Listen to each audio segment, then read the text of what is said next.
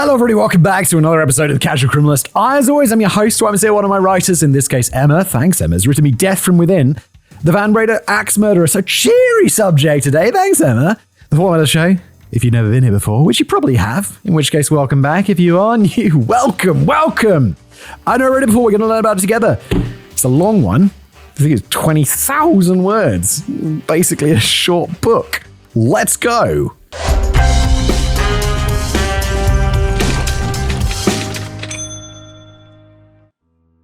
Not my husband's. I was going to say that'd be weird, but it wouldn't be weird. It'd be weird for me as a straight man, but dig in a hole, Simon. Not that there's anything wrong with that. No, of course not. I mean, it's fine if that's who you are. Absolutely. My husband is a big fan of The Last of Us. For those of us who don't know, it's a popular action-adventure game that takes place during a zombie apocalypse. Many people have told me to play this. I have never played it. My husband and I watched the TV adaptation last year, and in the first episode, a food-borne mutant zombie fungus is shown to spread all over the US within the span of hours. Infected people break into homes through back doors or stumble into yards and attack their unsuspecting neighbors, while one of the characters, Joel, does his best to get himself and his daughter to safety. Ooh, I kind of like this show. What's this on? It's like, what's this on? Doesn't matter. I'm definitely paying for all those streaming services. All right, just let me interrupt today's show to tell you about our fantastic sponsor today, and that is Sheath Underwear. If you're still putting up with uncomfortable underwear, it's time for that to stop. Look, boxers could be too loose. Briefs could be too tight. Sheath perfectly meeting in the middle. They are the ultimate upgrade for your daily comfort. They've got a dual pouch system, which is, engineered for your male anatomy. You can imagine how that works. So no more awkward adjustments, no more sticky situation, just breathable, friction-free support that keeps everything exactly where it belongs. And it's not just about comfort. Sheath boosts your performance. It keeps you cool and dry no matter what the day throws at you. Plus, with winter rolling in, they've got you covered with cozy base layers and hoodies that are perfect for the gym, outdoor adventures, or just staying snug.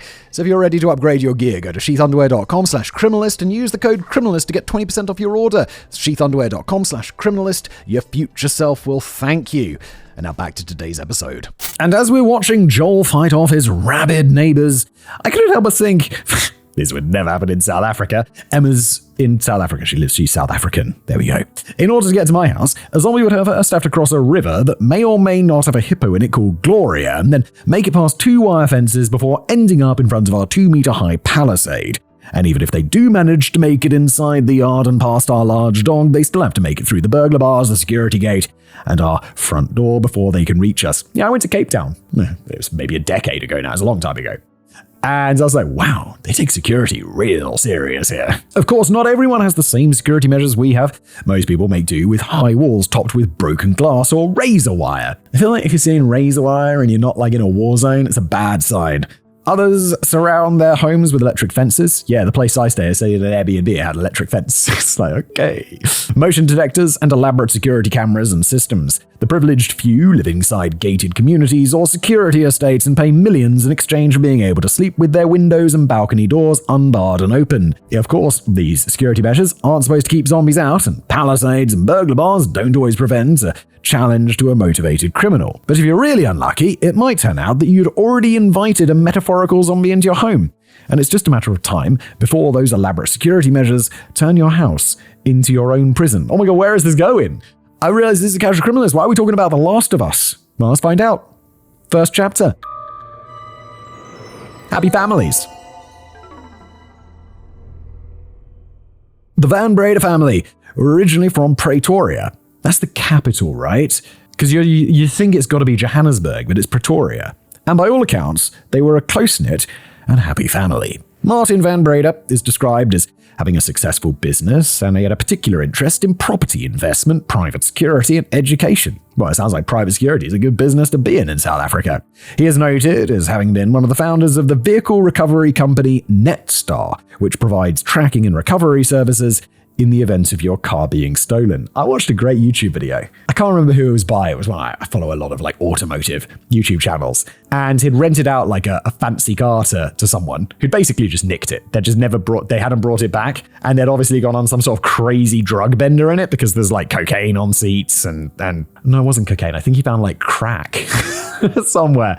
And he's like, yeah. They found the GPS tracker and they stripped it out. And he just looks at the camera and he's like, you really think my cars just have one GPS tracker? So he just went and got it back because he's like, there are like 8 GPS trackers.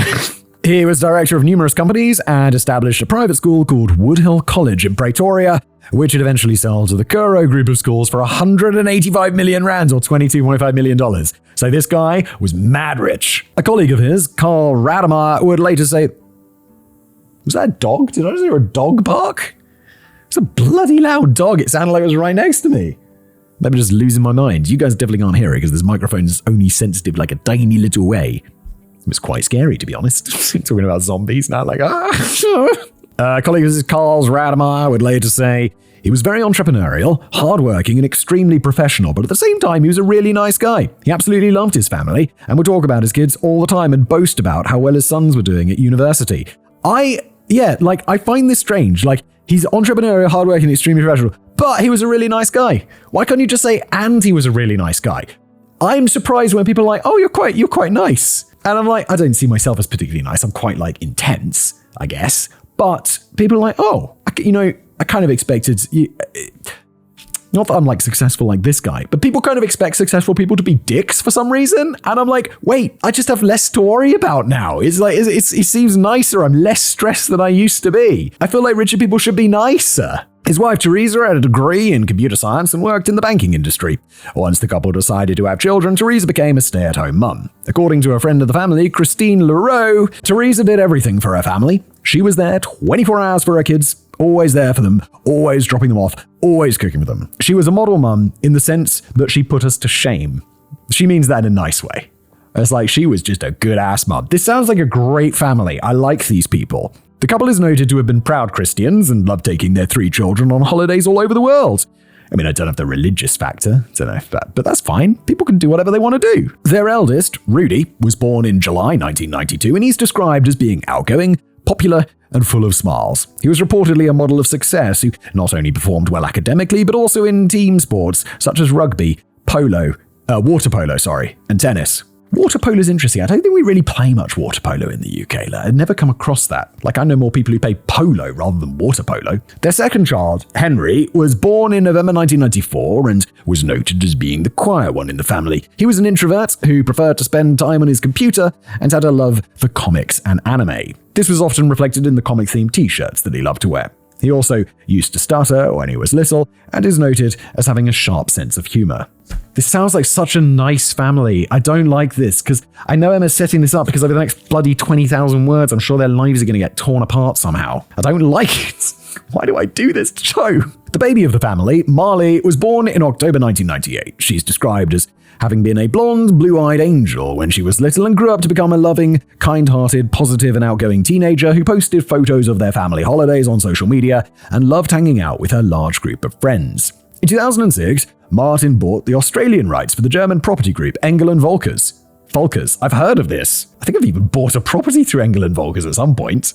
And it provided his family with the opportunity to move to Perth. The ever-security-conscious Martin had already expressed concern over the rising crime rate in South Africa, so the family jumped at the opportunity to give their children a safe and mostly carefree life in Australia. At the time, Rudy was 12, Henry was 10, and Marley was 6. All 3 of the children were reportedly well-adjusted to their new country and soon made friends. Yeah, because they seem like a super well-adjusted family, and the kids seem to be just nice and good. So, yeah, all seems good. Rudy and Henry were enrolled at Scotch College, a private school for boys, and Marley was enrolled at Presbyterian Ladies College. In 2011, Rudy signed up for a science degree at the University of Melbourne, and 2 years later, Henry followed his brother to Melbourne and signed up for a degree in physics. So, also smart. In 2012, the family moved to Buderim in the Sunshine Coast region of Queensland after Martin opened the very first Engel & Volkers branch in Mooloolaba. Wait, is it called Engels & Volkers elsewhere? Here, it's definitely called, where I live, it's called Engel and Volkers. But all right. But they wouldn't stay there long. An economic crisis resulted in the business closing down after just 2 years. But at the same time, Martin was busy launching a new education investment company called EduGrow in South Africa. EduGrow was taking up more and more of his time, so when the Mululaba branch had to close down, Martin suggested that he, Teresa, and Marley should return to South Africa so Martin could spend more time on the new project, while Rudy and Henry finished their studies in Australia. Teresa was reportedly thrilled since she missed her family, and Marley looked forward to spending more time with their cousins. The Van Bredas locked up their house in Boonderham in January 2014. Ooh, it's only 10 years ago. I mean, a decade ago, but still, it's like, it did feel recent. Relatively recent, didn't it? Like with the social media stuff. I guess I just was kind of thinking 2000s rather than the social media. No, it would have been around this time, wouldn't it? Packed up Marley's little black dog, Sasha, and moved to Gordons Bay in Cape Town. The now 16-year-old Marley was enrolled at Somerset College, one of the most expensive private schools in the country, and in March the family bought number 12 Goski Street in the exclusive De Zalze Winelands Golf Estate in Stellenbosch for 4.6 million rands. It would have been around $425,000 at the time. That seems extremely reasonable. I'm used to like European property prices. God damn, I'm like, wait, they live in an exclusive estate on a golf course for less than $500,000? Like, dude. De Zalze had a lift club for the school children who lived in the estate, and Teresa signed up to drive Marley and the other Somerset College students to school. Marley reportedly loved her new school, though, and she still kept in touch with her friends back in Australia. In August 2014, Henry decided to put his studies on hold and joined his family in Stellenbosch.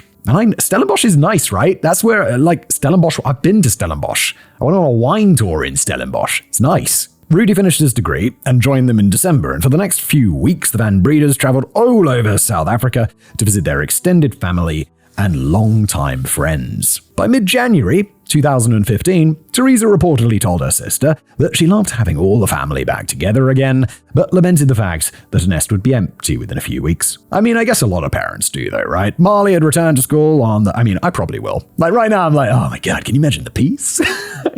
But then I'm sure when it actually, because it's so far away, it's like, oh yeah, it's not going to happen anytime soon. But then it will, because my kids are already 5. You're like, how does this happen? Oh my God. Marley had returned to school on the 15th of January. Henry was planning on doing a diving course in KwaZulu-Natal before he returned to Australia in July to resume his studies, and Rudy had to go back to Melbourne by the end of January to pursue his master's in mechanical engineering. On January the 23rd, 2015, Teresa called her older brother Heinrich to congratulate him on his 61st birthday and told him that the coming weekend, quote, would be the last one the family would all be together. She had no idea how true that statement was. Oh no, is that like it? A quiet night in De Zalze. The De Zalze Winelands Golf Estate is a medium security estate. Like they're medium security. It's like a prison system. It's like, what's this one? This is maximum security. They're advertising it. This is the ADX Florence of golf wine real estate. Which is a 15-minute drive outside of Stellenbosch in the middle of the Western Cape Winelands. Apart from being located next door to a working vineyard and winery, the estate also boasts an 18-hole championship golf course, hotels, restaurants, tennis courts, citrus orchards, olive groves, hiking trails, and spectacular views of the surrounding mountains. $425,000. My apartment costs more than $425,000. The buildings were all designed to resemble the historical Cape Dutch architectural style, which includes whitewashed walls, gables, wooden shutters, and long rectangular windows. The estate itself is surrounded. It looks nice. I've got a picture here. Even though it's printed in black and white by my laser printer, it looks nice. The estate itself is surrounded by electric fencing, and security teams patrol the estate 24/7. The electric fence has a concrete base to keep people and animals from digging holes underneath it, and cameras cover every inch of the fence. If you want to enter the estate, you need to register with security at the main entrance or scan your access card. It's a perfectly safe place to live, and it's on par with most of the secured estates within South Africa. Okay. Who lives in the maximum security? This guy sold a company for $22.5 million. I feel like he would be living in the maximum security estate, no? I would want to live in the maximum security estate, and I haven't sold a company for $22.5 million. Sounds like scary out there. On Monday, the 26th of January 2015, the Van Breda family were enjoying a peaceful evening at home. Teresa made dinner while Henry and Martin watched television. Marley was up in her room and Rudy had gone for a run. They all shared a bottle of wine together during dinner at around 8 p.m. Henry, Marley, Rudy, and Martin were all watching Star Trek 2. I'm like, wait, from back in the day, but Star Trek 2 is that Chris Pine one, right? While Teresa was talking to her brother on the phone. Teresa, Martin, and Marley went up to bed around 9 p.m, and Marley would stay up texting her boyfriend until after 10 p.m. After the movie ended, Rudy and Henry went up to their shared bedroom. Rudy fell asleep shortly after getting into bed, and Henry spent the next few hours watching the anime One Piece on his laptop and listening to music. Around 3 a.m, Henry got up to use the ensuite bathroom and took his cell phone with him to pass the time. Yeah, me too. It's like, to go and have a pee without my phone. What am I going to do while I stand there peeing? How could I be left alone with my thoughts for 10 seconds or more? That would be crazy. I'm not making fun of him. I am the same. He was busy playing a game on his phone. I don't play games on my phone, though. I have a no game on phone rule. When he heard loud noises coming from the bedroom, startled, Henry didn't take the time to wipe or flush the toilet. Instead, he hurriedly pulled up his boxer shorts and pajama bottoms. Oh, he was taking a shit. It's okay. And peered around the side of the partially closed bathroom door. A dark figure had his back turned towards Henry and was busy attacking Rudy. Henry called for help, and within a few moments, their bedroom light was turned on. Martin stormed into the room and tried to tackle the intruder, but ended up falling on top of Rudy. The intruder then turns on Martin and hit him several times over the head with an axe while laughing maniacally. At that point, Henry heard his mother coming down the hallway and shouting in Afrikaans, "What's going on?" At her approach, the intruder left the room, and Henry left the safety of the bathroom. He was slowly making his way to the bedroom door just as the intruder re-entered the room. He was wearing dark clothes, gloves, and a balaclava, and was laughing as he lifted the axe and started to attack Henry. Henry managed to grab the intruder's arm and wrestle the axe away from him. Henry pushed the intruder towards his bed, but the intruder came at him again. Only this time, he had pulled out a large kitchen knife. The two men wrestled, resulting in Henry sustaining several cuts to his chest, arms, and back. Cuts are not stab wounds, I like that. And Henry tried his best to use the axe to defend himself. The intruder managed to stab Henry in his left abdomen, and Henry hit him over the head with the blunt side of the axe. Cool. The intruder staggered away, and Henry pulled the knife out of his side, dropping it to the floor. The intruder then fled from the room, and Henry followed, axe still in hand. Henry heard two voices coming from downstairs, and as he left the bedroom, he noticed that his mother and Marley had both been attacked and were lying motionless just outside his bedroom door. Oh my god, this is basically a horror movie. Henry turned right toward the top of the staircase and saw that the intruder was already on the landing just below him. Realizing that he wouldn't be able to reach him in time, Henry threw the axe at the intruder, but missed, and it hit the wall instead and tore a chunk of plaster from it. Henry started to chase the intruders, but his sock slipped on his way down the tiled stairs and he fell. He hit his head on the stairs, and the two intruders grabbed the opportunity to escape the house. They fled through the back door in the kitchen, and when Henry finally made his way outside, the two men had already disappeared. Henry's a gangster, dude. Like, this guy, they attack him with an axe and a knife, and he's just like, let's go. He chases them out the house. Henry went back inside and realized that he still had his cell phone on him. He pulled it out of his pants pocket to call for help, but he didn't know what the South African emergency numbers were. Instead, he tried to reach his... Wait, really? He was like there for a large part of his life, right? And then he moved to Australia, but he wouldn't know the emergency number?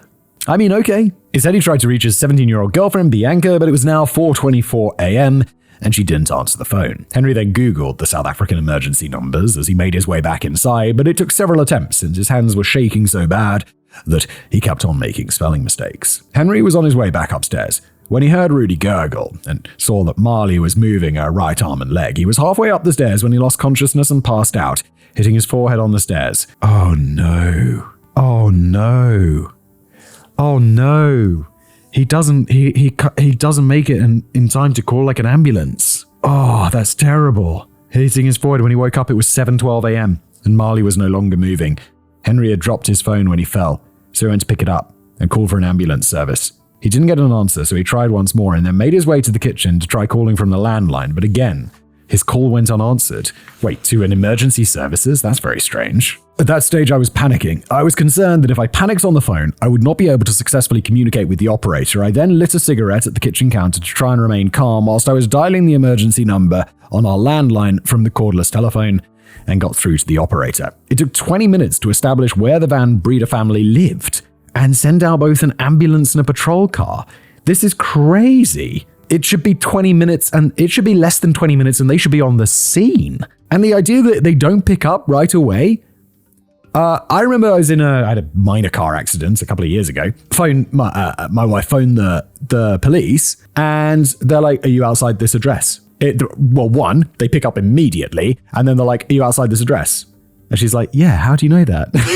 It was like literally standing outside that address. It couldn't have been more accurate. She would later receive a lot of criticism for her incompetence, but in her defense, the address of homes in security estates don't show up on Google Maps, so she wasn't able to pinpoint number 12 Gosky Street on their system. Then just share the GPS coordinates. Okay, quick challenge. What are my GPS coordinates right now? Maps.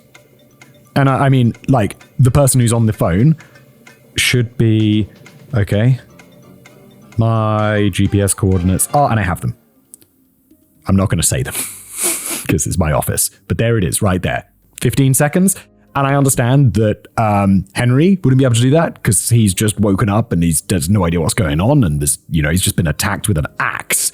But the operator on the phone should be able to guide him through this. I think this is not good enough. Henry had to search for the location of his estate's entrance on Google Maps himself, spell out the name of his street and the security estate, and had to repeat himself several times because the Afrikaans operator had trouble understanding him.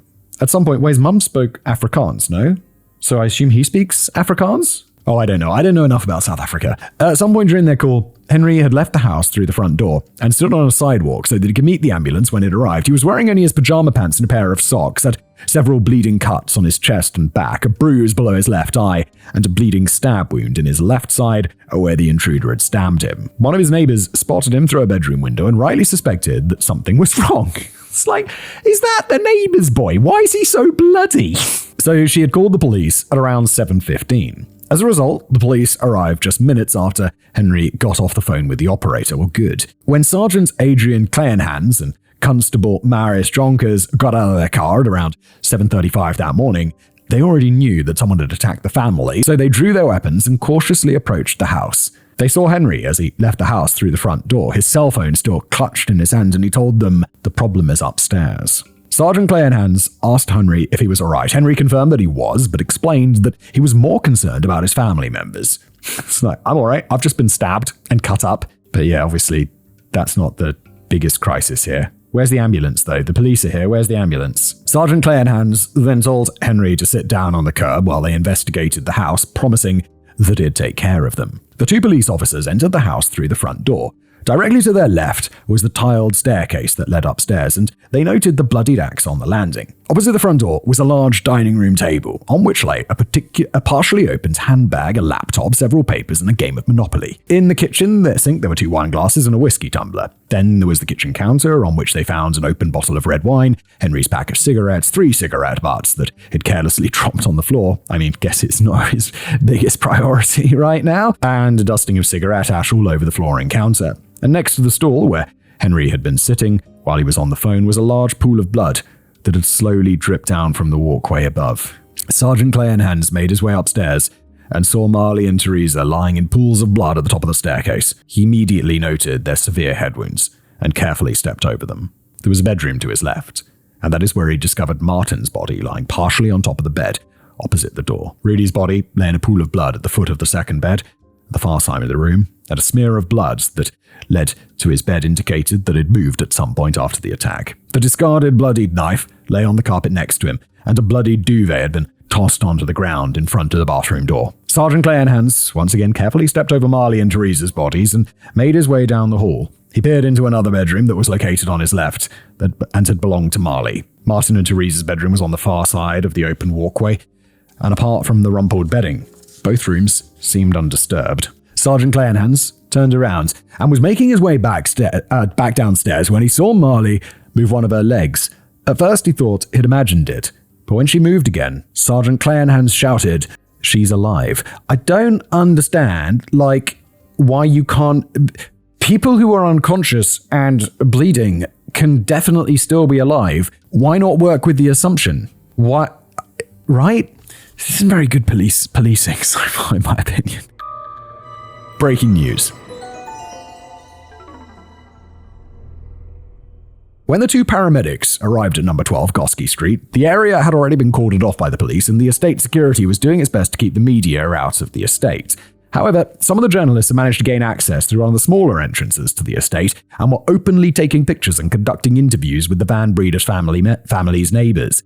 I mean, if I lived in this secure estate and they were bad enough to let journalists in, I'd be like, we need new security, guys. They ain't cutting it.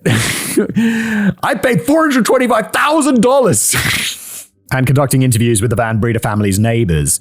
They also scoured the family's social media accounts for photos and any snippet of information they could include in their reports, and they'd continue to do the same for the next year. Christian Kugelenberg, one of the first paramedics on the scene, would later testify that when he approached the house, Henry was sitting on the sidewalk. He was still covered in blood, but he looked calm, and he was petting a small black dog. A woman was crying nearby, and it turned out to be Van Breda's domestic worker, who unknowingly had walked in on the bloody scene shortly after the two police officers had arrived. So, I just want to do a tiny little bit of probably and hopefully unfounded speculation right now. I assumed, when Emma told us the story from Henry's perspective, that this has been established as fact.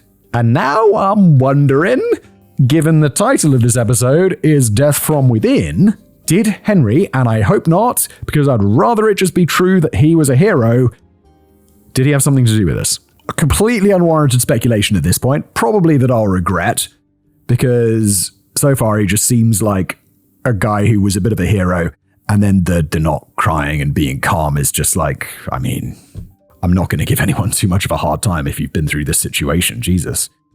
You react in your own way, you know? Who had unknowingly walked in on the bloody scene shortly after the two police officers had arrived. She had run from the house screaming and crying, and the police officers had ended up putting her in the back of the police car until she calmed down. The two paramedics made their way upstairs, and Kugelenberg's partner checked on Martin and Rudy, while Kugelenberg confirmed that Teresa had passed away. He then turned his attention to Marley and confirmed that she'd suffered severe head trauma.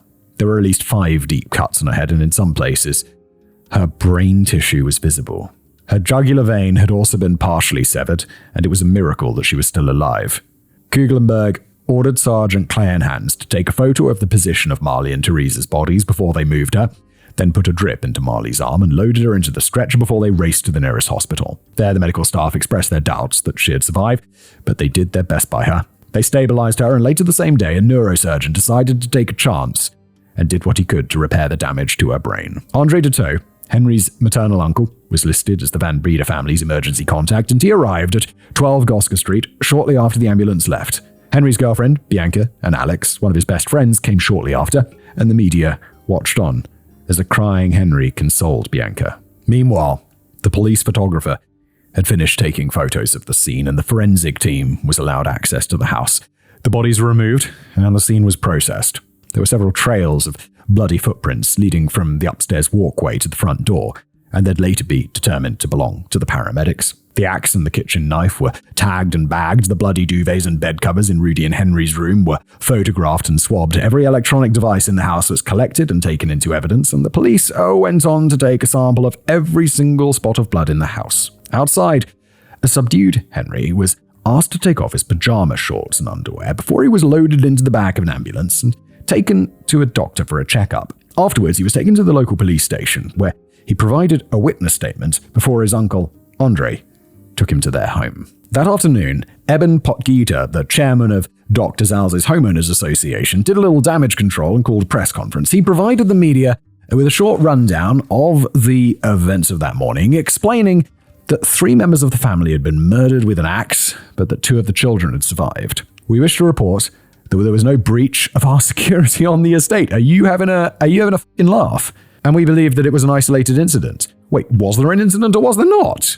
There was no breach of our security on the estate. Bro, there was literally an axe murderer in someone's house, confined to the scene of the crime. As soon as more details become available, we shall release the same to residents. But it didn't take the residents of Dzalzi long to come up with their own theories about what had happened that morning, and they were only too happy to share their suspicions with the media. One of the Van Breda family's neighbors reportedly explained that they'd heard a loud argument coming from the house that previous evening, and that their 11-year-old son had been woken up by someone shouting around 4 a.m. Some of them claimed that Henry had either been high or drunk when the rest of the police had arrived on the scene. One of the women, who worked as a domestic worker in the estate, had passed a bloodied Henry when he was on the phone and reported that he'd smiled and waved at her as if nothing was wrong. Okay, that's a little bit more psycho. Like, I could see myself being calm and detached. I could not see myself smiling and giving someone a little wave. Assuming that this was as we saw through Henry's eyes. However, she was convinced that he'd been drunk at the time and could have sworn that she'd seen urine flowing down his leg. Bro, he was like very, very, very drunk. I don't think I've ever pissed myself I was that drunk, even in bed. Kind of proud of that. By 10 a.m., the story of the disaster axe attack had spread throughout South Africa and would be reported on in both the UK and Australia that evening. The news reports stated that a prominent 54-year-old South African businessman, his 56-year-old wife, and their 22-year-old son had been violently murdered. Their 16-year-old daughter was in critical condition at the hospital, but their 20-year-old son survived the attack with minor wounds. The newspaper The West Australian even went so far as to claim that the crime-bearing family had been attacked after exchanging the safety of Perth for a crime-torn South Africa. Over the next few days, journalists, man. Journalists. Over the next few days, more and more South Africans started to voice their own suspicions over what had happened that night. Those who knew the family had already heard Henry's claims that two intruders had broken into the house and lamented the fact that the Van Breda family had become just another statistic. Just to go back, so you know the chairman of the homeowners association said no breach of the security, believe it was an isolated incident confined to the scene of the crime. Does he mean that there was no break-in because he thinks already that Henry did it, and that's why he's saying it was confined to the scene of the crime, as in it was done by someone in the family? Also hinted at by the title of today's episode. Spoiler alert. Some speculated that it had been a robbery gone wrong, while others claimed that it was just another statistic. While others claimed that it was entirely possible that the attack had been a planned hit on Martin Van Breda and that his family simply got in the way. But there were those of us who didn't hesitate to suspect that Henry had been the one to attack his family. After all, we'd had a similar incident in 2012 when Don Steenkamp murdered his parents and 14-year-old sister to cover up the fact that he'd been sexually abusing her. Didn't we cover that? Did we cover that? In the initial reports, Don claimed that intruders had shot his family and that he was the only one who'd survived the attack. Don had been sentenced to life in prison just a year earlier, so the circumstances surrounding the Steenkamp family's murder were still relatively fresh in everyone's minds. I mean, yeah, I also, like, my unfounded speculation is becoming more solid speculation, and it took me a while to voice that because it's an unpleasant thought. And I don't want to assume that it was their kid, who murdered his family first, because that's pretty fucking wild. Henry's family, on the other hand, denied any allegations that Henry had anything to do with the attack on his parents and siblings and repeatedly reassured the media that they firmly believed his version of events. 2 weeks after the murders took place, Andre Duteau was more than happy to inform the media that Marley had been woken up from her coma and was scheduled to make a full recovery. Well, that's brilliant. I mean, maybe not for Henry if he actually did it. However, she had been placed under strict police guard and no one was allowed to see her, which prompted the media to ask if the police suspected that her attackers would try to finish the job or if they simply didn't want Henry to come anywhere near his sister. Maybe both. The police, on the other hand, didn't speak a word about how their investigation was going. Initially, they'd suspected that a criminal gang known as the Balaclava Gang, creative, might have been responsible for the attack, but they usually attacked secluded homes and farms, and they were rarely violent. Well, it doesn't sound like it's them, then does it? It's like they're rarely violent. This was extremely violent. It was literally an axe murder. And they attacked secluded farms. This is, it's in an estate. The houses were close together. We saw a picture. The police also launched a search for the two intruders Henry had described, but it wasn't long before their focus shifted to a more likely suspect. On the 18th of February 2015, ENCA News released a 5-minute-long clip of Henry's conversation with the emergency services, and it only helped to solidify the public's opinion that Henry was responsible for the attack on his family. So what kind of injuries is there? My family and we were attacked. By an axe. What's an axe? During the call, Henry initially sounds unsure of himself as he hesitatingly explains that his family had been attacked with an axe, and after he explains that they're bleeding from their heads, there's a second where it sounds like he might be chuckling. Unconscious, it is. Unconscious, huh? Yes, and bleeding from the head. Hey, Later, the media would report in the coming months the police made several different trips to number 12 Gosky Street and were seen collecting even more pieces of evidence, but the media had already decided that Henry was guilty, and they kept a close eye on Henry's movements.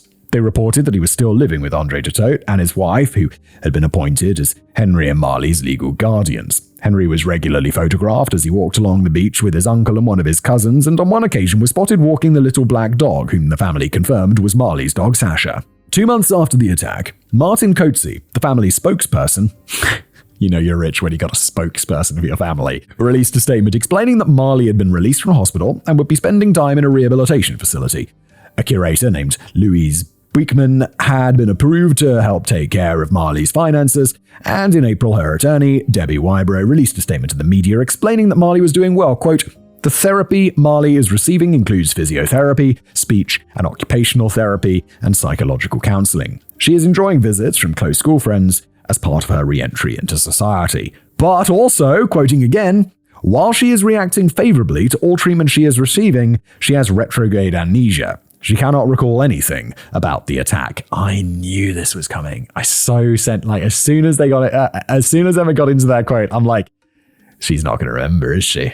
Because otherwise we wouldn't have another 30 pages. Wait and see. In his book, The Desalzi Murders, journalist Julian Jansen explains all the political drama that surrounded the investigation into the Van Breda murders. While it's not particularly interesting, it is important to note that the police had already submitted their case to the National Prosecuting Attorney, or NPA, a month after the attacks had taken place. However, the NPA felt that the police were relying too much on circumstantial evidence, and the investigation dragged on for a total of 18 months. During this time, the media continued to stalk both Henry and Marley. They reported on Marley's release from the rehabilitation center, and it didn't take them long to learn that she was now staying with her boyfriend and his family. It also didn't take them long to ask, well, why?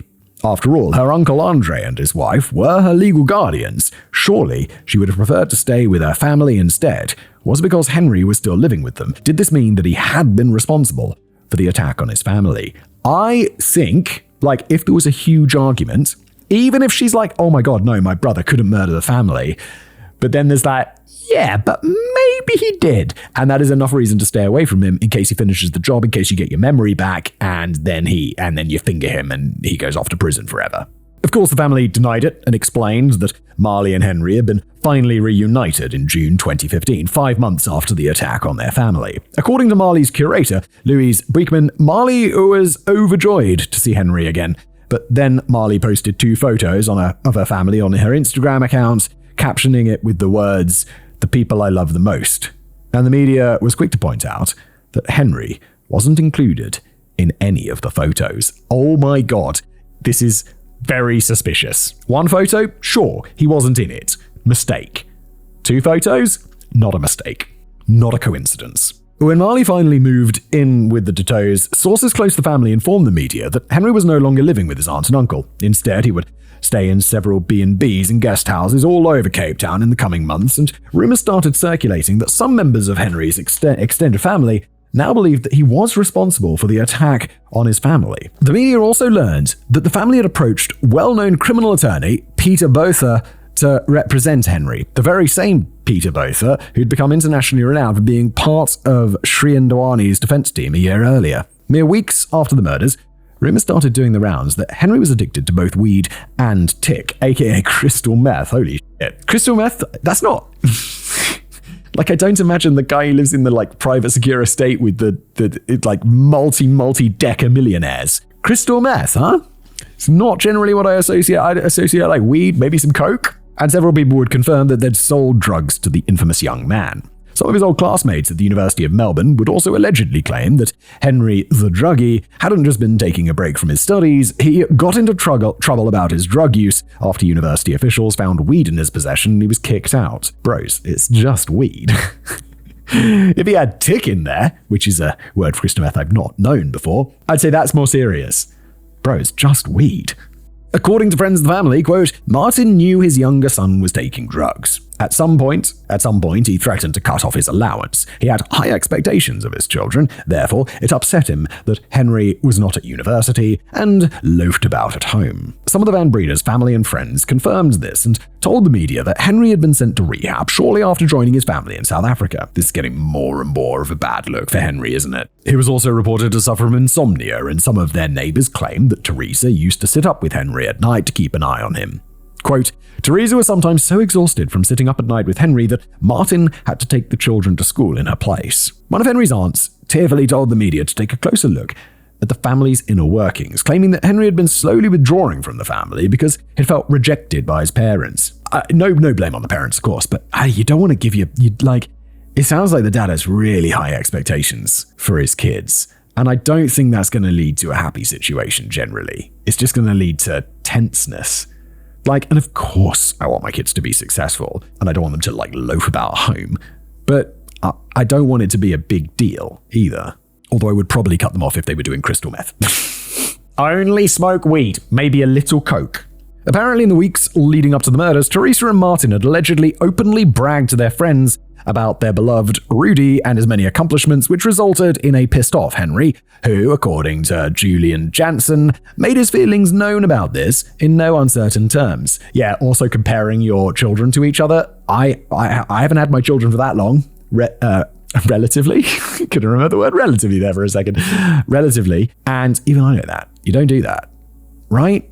It just breeds contempt. Another source claimed that, according to Henry's internet history, he'd been watching a true crime drama called Romeo Killer, the Chris Porco story, shortly before the murders took place. Romeo Killer tells the story of the 21-year-old Christopher Porco, who had attacked his parents with an axe after they expressed their disappointment over his poor performance at university. Oh my lord, this is not looking good, Henry. His father, Peter, passed away as a result of his injuries, but his mother, Joan, survived. Henry had also allegedly Googled how long it took someone to bleed out. In February 2016, a year after the murders, Henry signed up at a local chef's college. The media followed him and took photos of Henry and his new friends as they arrived for class. They reported that Henry seemed carefree, and more than one of his classmates would tell local journalists that this version of Henry was outgoing and loved to tell jokes. One of them would confide in Julian Jansen that, quote, few of the students here are aware of Henry's painful background. Those who know will never ask him about it. A lot of us know how it feels to lose someone close to you. That April, Henry was often seen in the company of a dark-haired female classmate of his named Danielle Jantse van Rensburg, who would later confirm that she was dating him. Henry was still living in guest houses and Airbnbs, and Danielle joined him, prompting the owners of the establishments they'd visit to complain about the messes they left behind. When her family was notified that she was dating the Henry Van Breda, they reportedly became concerned that he might be a bad influence on her. I mean, yes, but also innocent until proven guilty. A concern that was only solidified when they were both later arrested for drug possession. Okay, never mind. Wait, which drugs? Crystal meth's just so much worse, in my opinion. I'm like, you see that drug ruining people's lives. Apparently, the two lovers were getting high in a parking lot in table view when a police officer knocked on the car window. They were both arrested and appeared in the Cape Town Magistrates Court the next day. Danielle was released on 200 Rand bail and Henry on 1,000 Rand bail. The media was quick to report on his arrest, and it only helped to reinforce the public's perception that Henry was a drug addict who was responsible for the violent attack on his family. Still, Danielle claimed to be deeply in love with him, and multiple photos of them walking hand in hand and smiling lovingly at each other appeared in the local press. But their young romance hit a speed bump in 2016 in June, when Henry's lawyer was informed that the National Prosecuting Authority had issued an arrest warrant for him, and that he had to present himself at the nearest police station on the 13th of June 2016, almost 18 months after his family had been attacked. Oh my lord, they have built a rock-solid case against you in that case. They're just chilling out for 18 months, doing nothing. And by doing nothing, I mean building a case against you. You're hearing nothing? They're on it, my dude. He did, and the very next day, Henry appeared in the Stellenbosch Magistrates Court, where he was told that he was being charged with the murders of Martin, Teresa, and Rudy, the attempted murder of Marley, and defeating the ends of justice. It's a very fancy way of saying that. Henry was released on bail, and the condition that he not speak to any of the state's witnesses, which included several members of his family, and all over the country, South Africans told journalists that they were pleased the wheels of justice had finally been set in motion. We don't know what Marley's reaction to the news of her brother's arrest was, but her curator, Louise Beekman, sent out the following press statement. This news is understandably very distressing to Marley. The family want justice to take its course. The State versus Henry Van Breda. In previous episodes, I've already explained that court trials usually aren't as exciting as they're portrayed to be in American TV shows, and Henry's trial was no exception. Yeah, court is boring. You want answers? I think I'm entitled. You want answers? I want the truth! You can't handle the truth! Like, it's not like it is on TV. I've been to court.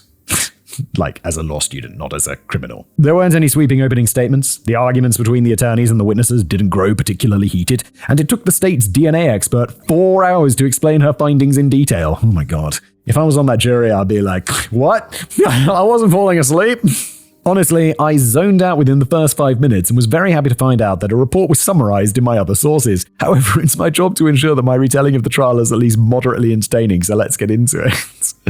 Henry's murder trial began in the Western Cape High Court on the 4th of April 2017 and was heard by Judge Siraj Desai, who'd approved the media's application to broadcast the trial. I find this odd, like broadcasting trials. It was only the second trial in South Africa to be televised, with Oscar Pistorius' murder trial being the first, and yet the first 27 days of the trial weren't aired because Henry's legal team were still appealing Judge Desai's decision. Still, the gallery was filled with journalists and cameramen, and Danielle sat alone and quiet alongside members of Henry's family and other members of the public. Marley's new boyfriend also made an appearance during the trial and joked that Marley would be pissed off if he went up and said hi to Henry. So read into that what you will. Marley knows something's up, right? Right? The state prosecutor, advocate Susan Galloway, opened the proceedings by explaining the 5 charges that Henry faced and the evidence on which the state had based its case. 80 months of building that case is going to be a lot. Henry's attorney, advocate Peter Botha, then read out Henry's plea statement and once again outlined Henry's version of what happened that night, with some slight changes that differed from his original statement. In the hours following the attack, Henry had told the police that he'd had 2 glasses of wine and a glass of whiskey before dinner, and he'd had a glass of rum and coke while they were watching a movie. But now he claimed that he'd only had 2 glasses of wine that night. Henry also said that he, Marley, Rudy, and Martin all watched television together after dinner, while Teresa was on her phone. And later Henry told the police that Martin had been busy working while he and Rudy watched the movie, but now he was claiming differently, quoting, "After dinner, Rudy, my dad, and I watched a movie, Star Trek 2. I recall that my mum spent time on the phone with her brother, but I'm not sure what else she was busy with that night. After the movie, Rudy, my dad, and I said goodnight. We all usually slept with bedroom doors open. Rudy and I turned off the lights and got into bed." In his original statement, Henry didn't mention a second attacker either. He only described the one that he saw in his bedroom. He continued to explain that, quote, "an axe-wielding black man wearing dark clothes, gloves, and a balaclava-type mask had attacked his family, but that he was able to fight him off. He pointed out how he'd sustained several wounds in the attack and explained that he had blacked out for 2 hours after the attack, possibly as a result of him falling down the stairs in pursuit of the attackers." Henry then explains that from the moment the police arrived on the scene, he was treated as a witness. When he was taken to the police station to provide a witness statement, they didn't inform him that he was a suspect. Doesn't matter, get a lawyer. He also wasn't informed what his rights were, and he wasn't afforded the right to legal counsel. Which he should be. Right? South Africa's not any different, right? You got an entitlement to a lawyer, and even it's crazy to think about, but if you are in a situation like this, and they're like, it's okay, you're a witness, your family's been murdered. You don't know. Just get a lawyer, please. Just in case. It doesn't make you look guilty, it makes you look smart. He also wasn't informed what his rights were, he wasn't afforded the right to legal counsel. According to Henry's plea statement, quoting again, "Had I realized at the time that the police would be using the statement as evidence against me, I would most certainly have asked for an opportunity to consult with a legal representative." Anyway, Henry's plea then goes on to explain the differences between his original witness statement to the police and his plea statement. By the time the witness statement was being typed up, I was extremely exhausted, amongst other things due to the fact that I had not slept for a long period of time. I was also still in shock. The last time that I had anything to eat was the previous evening. At that stage, I just wanted to get out of there as quickly as possible. Although the gist of what was written down is correct, the statement does contain some inaccuracies and also does not contain all the detailed information that I conveyed to the officers. It also contains a number of grammatical errors, probably due to the fact that the statement is a paraphrased version by an Afrikaans-speaking officer. End quote. Advocate Botha followed up the plea statement by explaining the evidence they were planning on refuting, namely that DNA samples were taken directly from Henry, Marley, Martin, Teresa, and Rudy. The state prosecutor, Advocate Susan Galloway, then started painting the scene for the court and called witnesses who would help them paint the Van Breda family as a normal, close-knit, upper-middle-class family. They also wanted to answer a few questions that had come up during the investigation. 1. Was there an intruder in the house that night? 2. How easy would it be for an intruder to enter the house undetected? 3. Henry claims that he had to Google the emergency numbers that night, yet photo evidence shows that there was a list of emergency numbers on the fridge. Why didn't he use them to call for help? 4. Is it possible that Henry had staged the scene before the police arrived? 5. Had Henry been intoxicated like their neighbors and the media claimed? 6. If there were intruders in the house that night, why didn't the family's dog start barking at them? And 7. Where was the family's dog during the murders? The first witness she called was Sergeant Adrian Clarenhans, a police officer. He was one of the first on the scene, right? Yeah. Over 20 years experience, first on the scene. He explained that he and his partner, Constable Marius Jonker, had been on patrol when they'd heard that there'd been a Code 12, aka a fight, at De Zalze. They were already on their way when the code was upgraded to a Code 10, namely a serious assault. When they arrived at De Zalze's main gate, they weren't allowed to enter the estate. According to Sergeant Clarenhans, the estate security is very strict. We had to get permission from the management. They had to wait several minutes, and then they were given a map to number 12 Goscar Street, which was located in the middle of the estate in a cul-de-sac. When they arrived, they were extra cautious because they'd been warned that the family had been attacked with an axe, so they readied their weapons and approached the partially open front door. This is when they came across Henry, quoting again. He was, if I can put it like that, very nervous. He wasn't crying at all. Sergeant Clarenhans asked Henry if he was okay, but he soon realized that Henry had trouble understanding Afrikaans, so he switched over to English. When Henry told Sergeant Clarenhans that his family had been attacked, he became emotional, and Sergeant Clarenhans told him to sit on the curb while he and Constable Jonker searched the house. When Advocate Galloway asked Sergeant Clarenhans if Henry had seemed intoxicated at the time, Sergeant Clarenhans confirmed that he could smell alcohol in Henry's breath. He had been drinking sometime earlier. The wine smell was strong. The first impression of the scene was that it had been your typical burglary. Apart from a few open cupboards and drawers, the house seemed neat, and Sergeant Clarenhans immediately noticed the untouched laptop, television, and expensive handbag on top of the dining room table. Yeah, I mean, so that rules out robbery, which obviously could be a motivation. The handbag reportedly contained more than 800 rand in cash. Sergeant Clarenhans then told the court how he'd found the bodies and discovered that Marley was still alive. He took photos of the scene using his cell phone and confirmed that when the paramedics were carrying Marley to the ambulance, they'd left several trails of bloody footprints in their wake. Sergeant Clarenhans continued to explain that after they'd cordoned off the area, he conducted another search of the ground floor and found that the back door was unlocked and slightly ajar, and a black gate that led to a small alley at the side of the house had also been unlocked. Several of the windows were partially open, and none of them had burglar bars on them. When it was Advocate Botha's turn to question Sergeant Clarenhans, he pointed out that as per both Henry and Sergeant Clarenhans' testimony, the back door, the back gate, and the ground floor windows were open directly following the attack. Would it have been possible for an intruder to enter the house that way? Sergeant Clarenhans agreed that it was.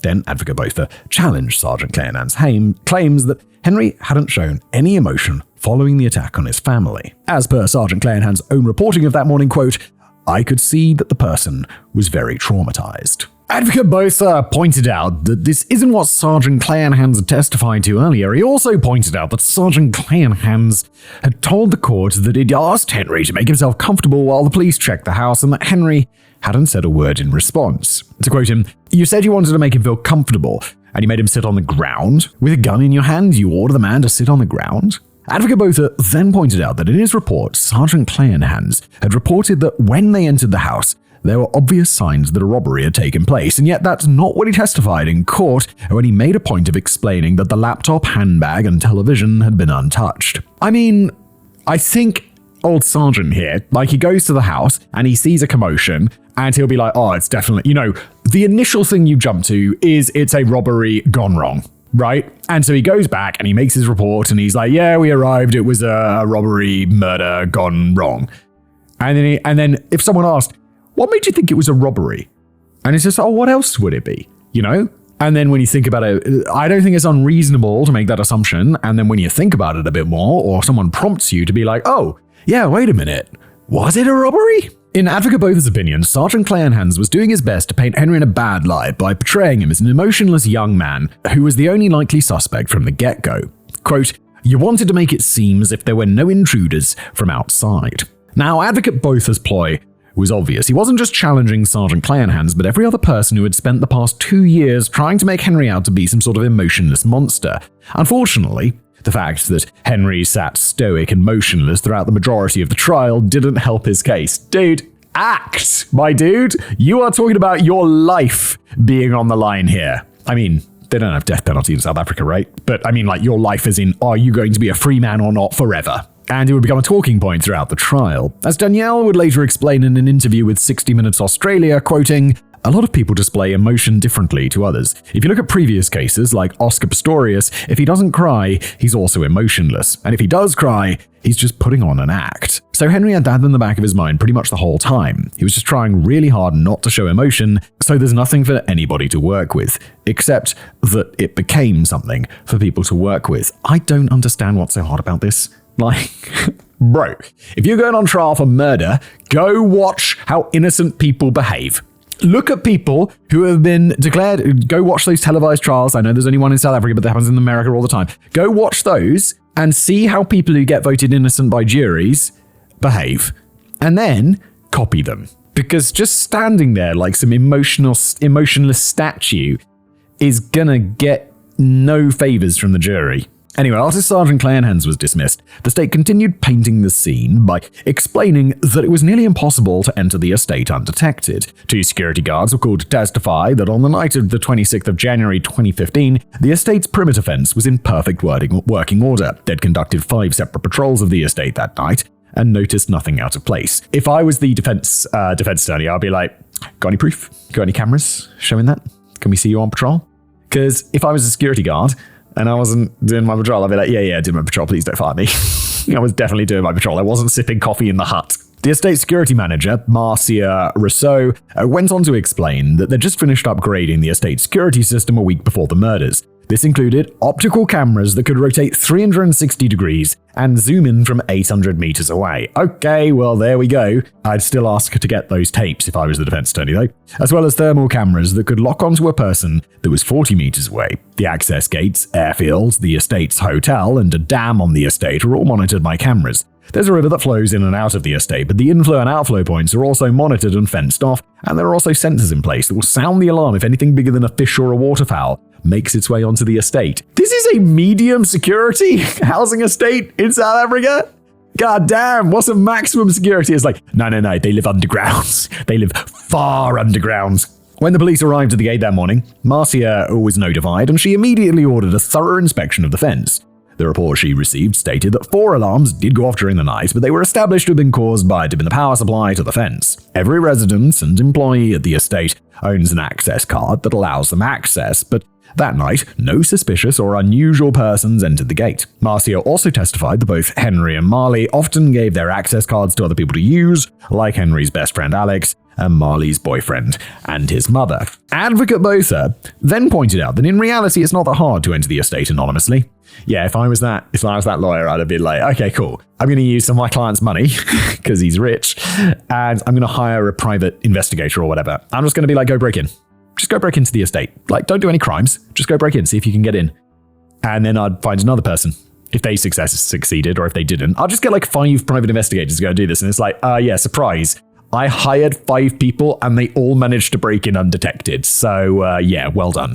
Even if you don't believe this is the defense, it's a good idea. On the morning of the 27th of January 2015, several journalists had managed to gain access to the estate by entering the gates that led to the orchards and taking the long way round to the residential area. Well, then it's not secure at all, is it? He also pointed out that if a journalist was heading to a press meeting at the vineyard, they were simply waved through. Well, I mean, sure, but then there's going to be an alert about a press meeting, and the security are going to be expecting journalists. It's not like you just go rolling up there and be like, hello, here's my press credentials, and they let you in. It's like, those aren't magic.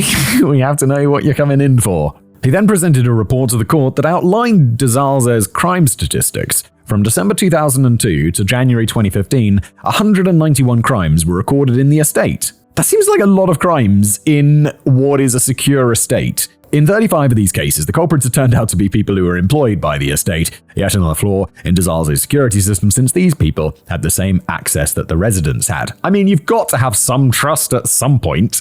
And I mean, I assume these are going to be minor thefty crimes rather than like violent crimes, because they're not going to hire people with violent crimes. And there's a huge difference between someone with sticky fingers who's cleaning someone's house and a murderer. Quoting him, "So it's not so difficult to get into DeZalzo. When one deals with the human element, anything is possible." Precious Munyagani was one of the Van Breda's 2 domestic workers. They each worked at the house 3 times a week, and Precious was on duty on the 26th of January 2015. She explained that she had her own access card for the estate, and a key would be left to her next to the house's back gate so that she could let herself into the yard. If the back door was still locked when she got there, she'd call a member of the family to let her in. She explained that the Van Breda family were just like any other family that she'd worked for before. They spoke both English and Afrikaans and would go about their own business while she cleaned the house. The family had a little dog called Sasha that belonged to Marley, but it slept next to Henry's bed at night. It also had a bed in the lounge, Martin's study, and Marley's room, and sometimes the family had to carry Sasha upstairs since she was old and struggled to climb up the stairs on her own. Sasha would bark at Precious whenever she arrived in the mornings, but would eventually quiet down. She also started barking whenever someone approached the front door, and in Precious's opinion, Sasha would have started barking if an intruder had entered the house that night. Yep. If she's barking at the cleaning lady who comes 3 times a week, then a dog's gonna bark when some random murderers show up. Precious explained that when she started working for the family in October 2014, Martin and Teresa had both told her that there was a list of emergency numbers on the fridge in case anything happens. It listed numbers for the estate security, the police, ambulance services, the hospital, and a doctor who lived near the estate. She also told the court that she recognized both the knife and the axe that was used in the attack. Let me guess, they belonged to the family. The knife was usually kept in a drawer in the kitchen, and the axe was brand new and was kept in the scullery. When she was asked if any members of the Van Breda family smoked, she explained that Henry smoked cigarettes but never inside, and not when his parents were home. Precious then, the cleaners know everything about you. Precious then admitted that she hadn't had time that Monday to clean the whole house and hadn't cleaned the ensuite bathroom in Rudy and Henry's bedrooms. It was also possible that she hadn't wiped all the surfaces in the house and hadn't managed to get rid of all the fingerprints that would have been on the surfaces. Next up was James Reed Yarn, who'd been Marley's boyfriend at the time of the murders. He told the court that he got along with members of Marley's family and was a regular visitor at their home. He was aware that Henry smoked and told the court that Henry used to hide a pack of cigarettes in a pair of running shoes that he kept underneath the staircase. James also knew about the list of emergency numbers on the fridge since it had been pointed out to him during one of his first visits to the Van Breda house. Do people do this? I feel like if someone comes to my house, I'm not like, okay, even if it's a kid, just be like, okay. And remember, you could always dial 112 in an emergency. And they'll be like, yeah, of course I know the emergency number. Everyone knows the emergency number. You don't need to write it on your fridge. And I don't think there's ever going to be an emergency where it's like, it's so urgent that I don't need an ambulance, but it's so urgent, but I don't need an ambulance, but I do need a doctor or the security of the estate. Then that's not going to be urgent enough to not be able to look the number up. He also recognized the knife, but not the axe. The one he remembered looked similar, but there was a black stripe on the blade. The one used to attack the family had a dark green stripe. However, he admitted that he might be misremembering and confirmed that the axe was usually kept in the scullery. I mean, dark green, black, you could easily mistake that. He agreed that the Van Breda family were just a normal family, but pointed out that Martin was definitely a more controlling figure in the family. That's the dad, right? Yeah, he seems like a pretty intense dude. I mean, someone that successful, they're going to be pretty intense. According to James, Martin had high expectations of his children, and just 2 weeks before the murders, there'd been a heated argument around the dinner table. Martin had allegedly commented on Marley's weight. Dude, not a good move for your daughter, come on. The resulting discussion both upset Marley and Teresa. What a surprise. Martin then went on to tell Marley that he didn't approve of her relationship with James. Holy shit, Martin's having an evening of it, isn't he? Since the two of them were becoming too serious, and Marley needed to focus on her studies. Marley was understandably upset and went to sit by the swimming pool to distance herself from her family. She went on to tell James about the fight on WhatsApp and confided, WhatsApp's been around for 10 years? Shit, I guess so. And confided in him how hurt she felt by her father's remarks. Quote, "My dad started with how this relationship is young and we shouldn't rely on each other. We should still have separate lives. Then my mum came and literally got so much worse. My mum was attacking me more than ever, more than my dad was. Oh no. I thought your mum was she was on your side about the weight thing, but not about this. I guess. Understandably, James was also upset. Wait, James was there? Dude, Martin, the dad, what are you up to? This is not appropriate behavior. I know it's your house, but goddamn, dude. Rip. I mean, rest in peace. He's dead. He was murdered brutally. He also sympathized with her family's treatment of her, saying that, I feel like I want to murder the people that are around you at the moment, and I'm inches away from losing it with them and breaking down completely. I mean, yeah, no, it's not him, right? Although if I was the defense attorney, I'd be like, that's reasonable doubt right there. It was James!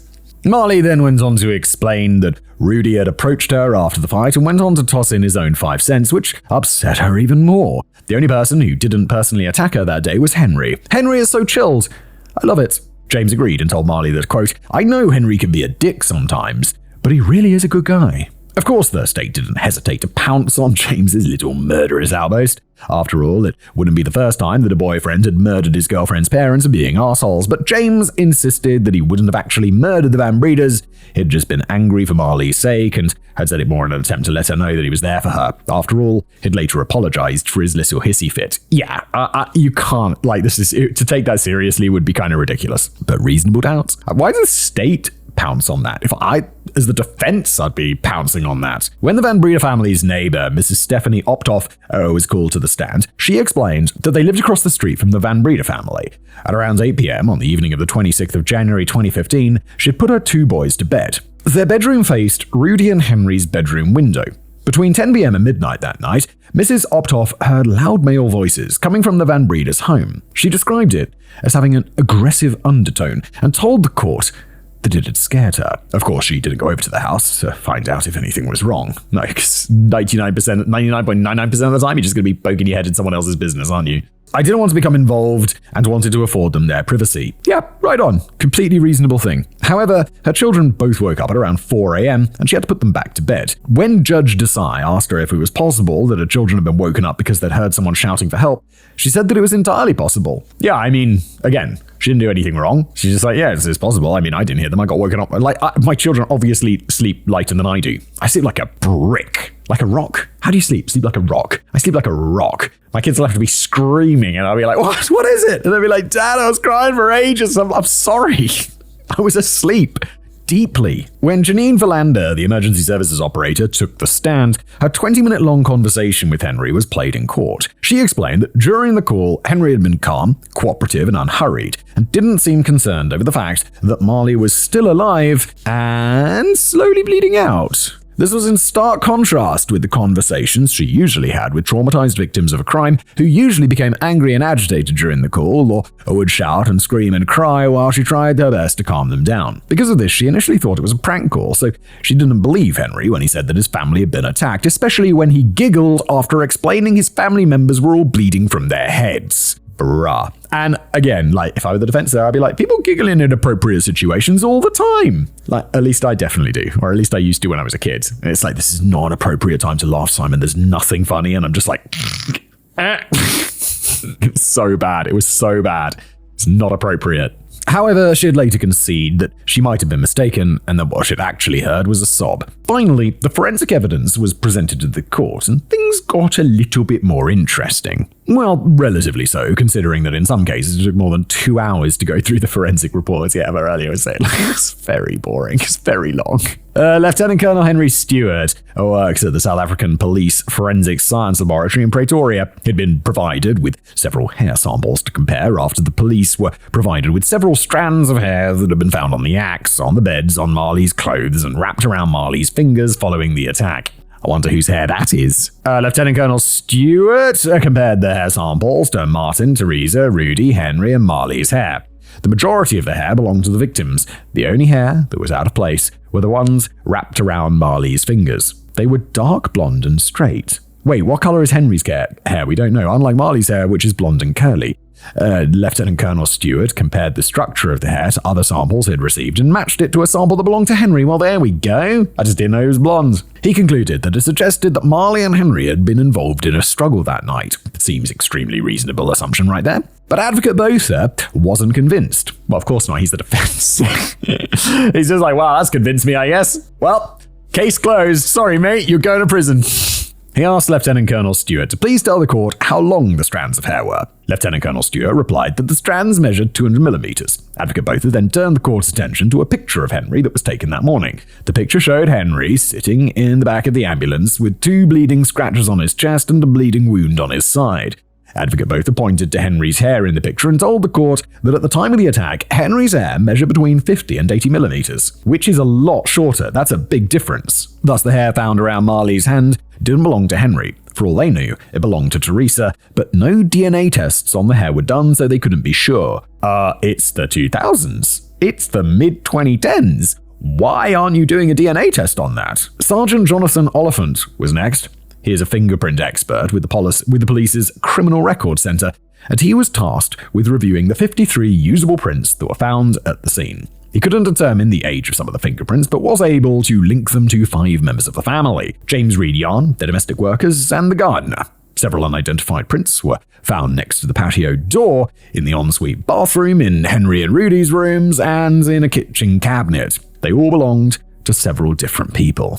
Sergeant Oliphant also sprayed the boundary walls and back gate with a special solution that would indicate the presence of hand and palm prints by reacting to the oils present on a person's skin. No such prints were found, and of course it was entirely possible that the intruder could have been wearing gloves, but it still meant that Sergeant Oliphant couldn't confirm that someone else had been in the house that night. He also inspected the knife and the axe and confirmed that Henry's thumbprint was found on the blade and his palm print on the handle of the knife. One explanation was that Henry had held the knife by the blade and by the handle. However, Sergeant Oliphant didn't find any fingerprints on the axe. When Advocate Botha asked him how this was possible, since Henry had admitted to being the last person to handle the axe, Sergeant Oliphant explained that if the intruder had been wearing gloves, there wouldn't be any fingerprints on the axe. The only other reason for a lack of Henry's fingerprints was if the axe had been wiped of prints before the police got there. Yeah, which again seems pretty likely thing to have happened. Next up was Dr. Lizette Albertse, who was the Stellenbosch district surgeon at the time. She told the court that the police had brought Henry in for an examination at around 10:30 on the morning of the attacks. She made note of his injuries as requested, took some blood samples for testing, and then treated Henry's wounds.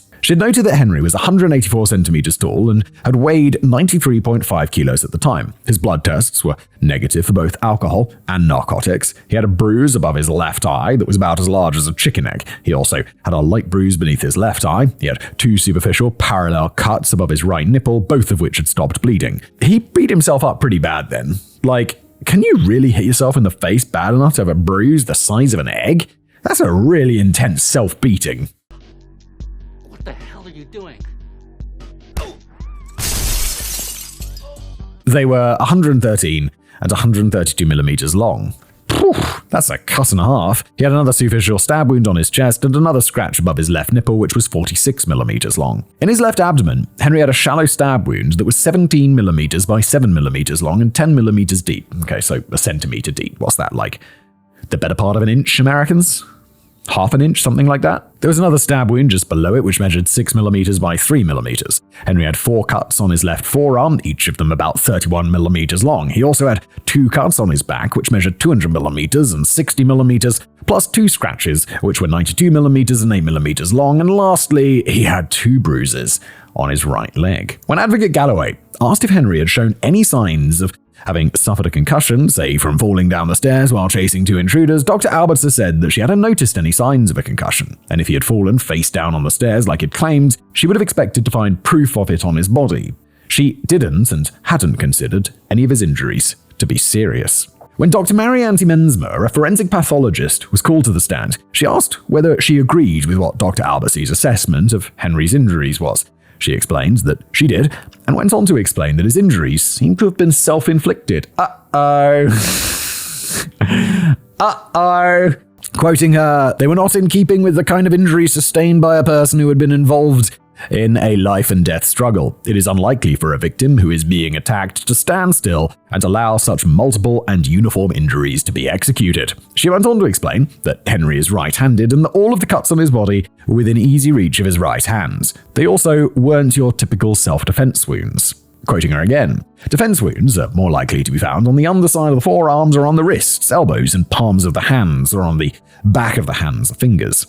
According to Dr. Timensma, none of Henry's injuries would explain why he'd been unconscious for 2 hours after the attack. He hadn't lost nearly enough blood, and none of the wounds to his head could have been the cause. His witness statement to the police was also too detailed for someone who'd suffered a bad concussion. If he'd been suffering from the effects of a concussion, he would have felt dizzy and would have been vomiting when the police arrived. It's also unlikely that he would have remembered much about what had happened that night. That sounds like a better play. Just to be like, I don't know, I don't remember. Then you don't have to come up with some sort of weird story. They can't question your weird story. You can just be like, I have no idea. There was a crazy attack and I woke up and I'd fallen down the stairs. And they'll be like, you didn't lose enough blood to pass out. And it's like, dude, I don't know. I just woke up. That's a way better, stick with that, my dude. Professor John Dempers was up next.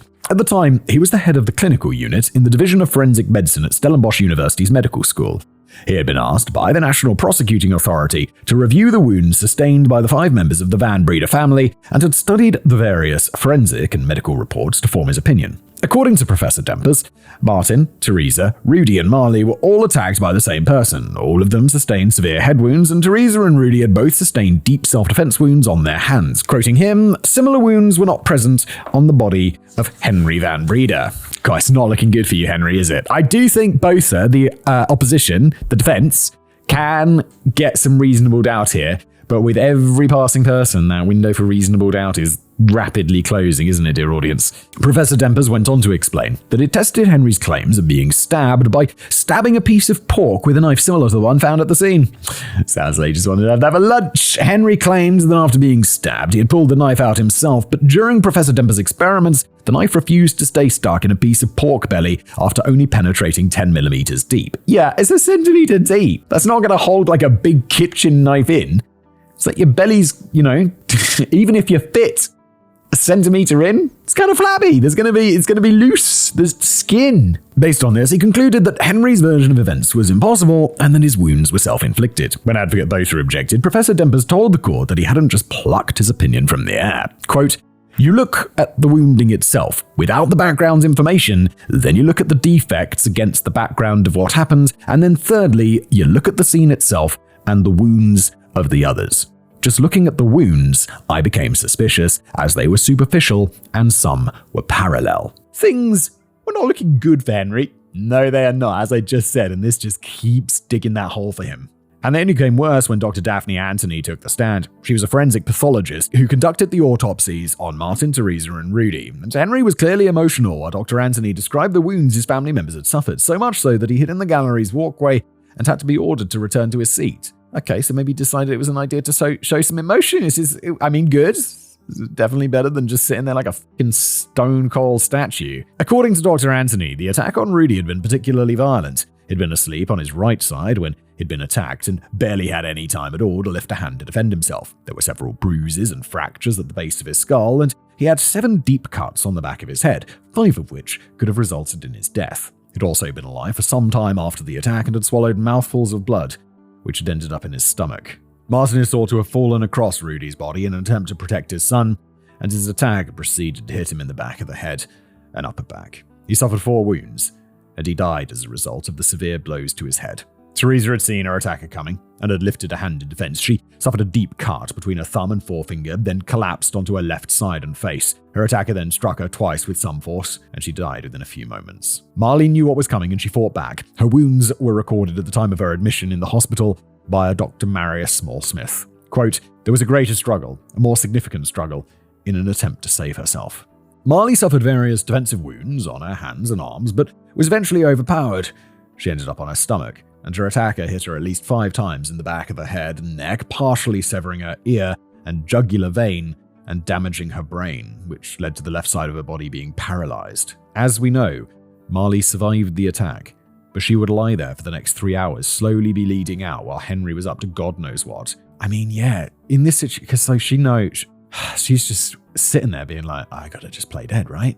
But I could die. That's gotta be, maybe she's unconscious. She could be unconscious, right? According to Dr. Small-Smith, quote, the injuries presented by Marley are not only potentially fatal, they are, in fact, usually fatal. Advocate Galloway then pointed out that Rudy had been attacked on the bed, but his body had been found at the foot of Henry's bed on the opposite side of the room. Was it possible that he had moved himself? Well, no, Dr. Anthony explained. He might have been able to move his arms and legs, but it's more likely that someone had dragged him out of bed toward the bathroom. This is supported by 2 smear patterns on the wall next to where Rudy's body had been found. Warrant Officer Andre Hitchcock had been responsible for recording the crime scene. He'd used a camera to take photos of the bloody footprints and the blood splatter on the walls and the ceiling, and also drew up various sketches of the crime scene. He'd also been asked to look for traces of blood in places where it could have been washed away, like wash basins and showers, and he found 3 traces of blood in the shower in Henry and Rudy's bathroom. Another police officer, Captain Marius Joubert, then took swabs of the blood traces so that they could be sent away for testing. Captain Candace Brown is a ballistics expert, and she was asked to examine 3 impact and damage marks that were found in the walls following the attack. One was found in a corner wall outside the house, and one was found on a wall in Rudy and Henry's bedroom. One was found above the staircase rail. Captain Brown explained that the first 2 were most likely made by the paramedics as they carried the stretchers out of the house. The third one had a trail of blood splatter leading away from it. According to Henry, this mark was made when he tossed the axe at the attackers, but according to Captain Brown, if Henry had been standing at the top of the staircase, it would have been a glancing blow. In her opinion, Henry's versions of events were, quote, highly unlikely. There is only a 25% chance that the cutting edge of the axe, which weighs 1.17 kilos, would hit the wall when thrown. It should also be kept in mind that an object flying through the air decelerates in velocity and speed. I mean, well, sort of. It's going down, though, isn't it? It's going down the stairs, so it could pick up in speed, right? Because it's going down. And also 25%, might sound like a little, but it is definitely within reasonable doubt. Instead, the dent in the wall was quite deep, and the axe had torn a piece of the plaster and cement out of the wall. This was the result of controlled force, and it's more likely that someone had stood in front of the wall and purposefully hit it with the axe. More likely, but not certain. Then it was Lieutenant Colonel Charlene Otto's turn to testify. She was the chief forensic analyst and reporting officer in the biology section of the police's forensic science laboratory and had been responsible for analyzing the 216 DNA samples that had been collected during the investigation, which had included scrapings from underneath all 5 family members' fingernails. She explained that the extensive number of blood samples was unusual, but it had been necessary since there'd been so much blood at the scene. It took her team 6 months to analyze all of them, and she reassured the court that everything was done as per the international standard. Oh my god, they're working on this for 6 months. Solving crimes is so expensive. This must cost a fortune. This lab stuff's so exciting. I remember a friend of mine works in the lab. He's like, I don't know, he works in biology. He's a PhD guy or whatever. And he's carrying the shit across the lab and he drops it. And he's like, oh crap. And he ruins all these samples. And he's like, I better go and get new samples. And his boss is like, you know how much those cost? It was £20,000 because all this stuff is so expensive. Quoting the chief forensic analyst, we deal with criminal cases. We have to follow very strict quality control. Lieutenant Colonel Otto explained that after they had received blood samples from all 5 members of the Van Breda family, they'd been able to compare them to the blood found at the scene. She went on to explain that they'd determined that the blood Captain Joubert had found on the kitchen knife had belonged to Rudy. Blood found on Henry's duvet also belonged to Rudy. Blood found on the axe belonged to Martin, Rudy, and Teresa, and the majority of the blood on the walkway had belonged to Marley. The 3 blood traces that had been found in the ensuite bathroom had also been tested and were found to belong to Teresa, Henry, and Rudy. They found blood underneath Henry's fingernails that belonged to Rudy and Teresa. That's not good. Blood on a pair of socks and shorts that belonged to Rudy, Martin, and Henry. Teresa, Henry, and Rudy's blood were also found on Henry's sleep shorts. No unknown DNA was found at the scene. Advocate Botha had any unknown DNA?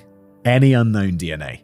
From, some random person who came into the house at some point would be good news for Henry. I mean, bad news for getting Henry fucking locked up forever. But yeah, this is looking pretty reasonable doubt for me. A beyond reasonable doubt hasn't yet been established in my mind, but it's getting bloody close, isn't it? I'm just pretending I'm on the jury here, I'm sitting in this trial as one of the jury. Advocate Botha had already waived their right to contest the DNA evidence, so they attacked Lieutenant Colonel Otto and her team's methods instead. They got her to admit that while they followed international standards, they weren't accredited, though Lieutenant Colonel Otto admitted that accreditation was a nice to have, but not necessary. They then tried to attack Lieutenant Colonel Otto's credentials, but she reassured them that she undergoes annual proficiency tests and she's yet to fail one. These are certainly all questions that she would be absolutely well prepared to answer from the prosecution. The prosecution would prep her for this, obviously. In a last-ditch effort, they tried to argue that the credibility of the entire forensic laboratory was in question, and tried to have the DNA evidence entirely dismissed. I mean, you're grasping at straws here, my guys. But because this would have meant that thousands of criminal cases would have to be retried, Judge Desai rejected their motion. I hope that's not the reason that he rejected the motion.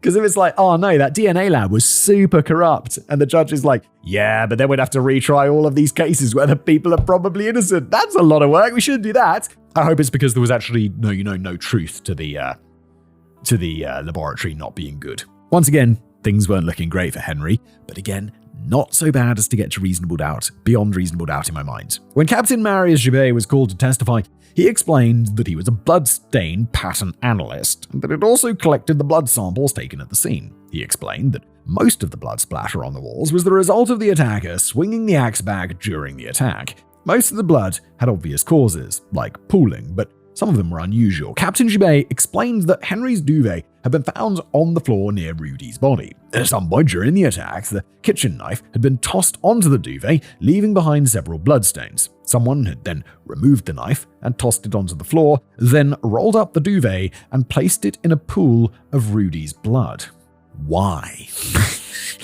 You got your random intruder. Why would they be doing this? Based on the bloodstains, Rudy had been attacked in his bed. After some time had passed, he was dragged out from underneath Martin's body and placed in the bathroom, leaving a trail of blood in his way. He was probably still alive at this point, since a large pool of blood would form around his body in the hours following the attack.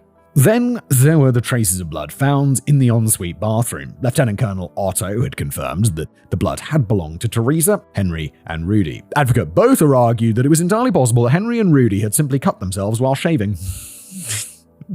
All he's got to get is it likely? No. Is it possible? Sure, maybe, yeah, could be. Or, after all, the domestic worker, Precious, had admitted that she hadn't had time to clean their bathroom that day, but his reasoning didn't explain how Teresa's blood had ended up in the shower. Maybe she'd got herself shaving. Oh, I suppose I was being sarcastic, but I suppose she could be like shaving her legs or whatever. Most important, that's something she would do in the shower, right? Most important, however, is the fact that Henry's version of what had happened that morning didn't explain how it ended up with his family's blood on his clothing and underneath his fingernails. According to Henry, he had been standing in the bathroom door when Martin and Rudy had been attacked, yet the blood splatter on his clothes would suggest that he had been standing near his family members as they'd been attacked. Oh, I wonder why that would be.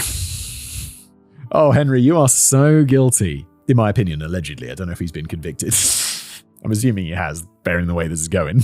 The axe had some traces of blood on it, but considering the amount of blood on the scene, Captain Gibet speculated that the axe should have been covered in blood. The fact it wasn't could mean that it had been wiped down at one point. Yeah, and you know who doesn't wipe down an axe? Robbers who are fleeing your house. When it was finally the defense's turn to call witnesses, none of them made such an impact. Well, their DNA expert, Dr. Anthony Alkers, told the court that she'd looked at 151 of the 216 DNA samples and found that only 23 of them were valid. She also claimed that there were 40 instances where the police's forensics laboratory hadn't followed standard operating procedures. Dr. Alkers was cross-examined by both Judge Desai and Advocate Galloway. She had to admit that a laboratory only provides training and doesn't do any diagnostic work like the police's forensic laboratory does. No, but again, as the trainer of the people who works in the lab, she's going to have a very good idea about the correct processes to follow, which is probably why they chose her. I think it's quite a good plan. So she admitted that she barely spends any time in the laboratory and that she mostly just summarized her findings on the blood samples because the defense couldn't afford to pay for a full report. Seriously? Wasn't he? They were rich. They were mega rich. She also had to admit that she only had limited knowledge of the South African Police Act, the standard operating procedure used in forensic science laboratories, and the proficiency tests that Lieutenant Colonel Otto and her team have to undergo every year. Thus, she was a bit of a rubbish witness. Yeah, that kind of trashes it a little bit. But for prima facie, she was pretty good. But then it's like, oh no, she's not so great. And obviously, the prosecution's going to get into that. The defense's next witness, Dr. Mike de Treveau, didn't fare much better. He was a semi-retired neurosurgeon, and he claimed that it was entirely possible for Rudy to have moved on his own following the attack. He also didn't agree with Dr. T. Mensmer's opinion that Henry had no reason to have lost consciousness following the attack. When Advocate Galloway reminded him that 3 separate medical professionals had testified that Henry had only suffered a slight bump on his forehead, Dr. de Treveau had to admit that it was entirely possible that Henry had been exaggerating his injuries. Yeah, these people are paid to be on the defense, but they're not going to lie because They're not getting paid enough to lie, and also it's morally wrong. The noose was tightening, and it was quickly becoming clear that Henry had most likely attacked his family. But most likely is not beyond all reasonable doubt. Henry makes a stand.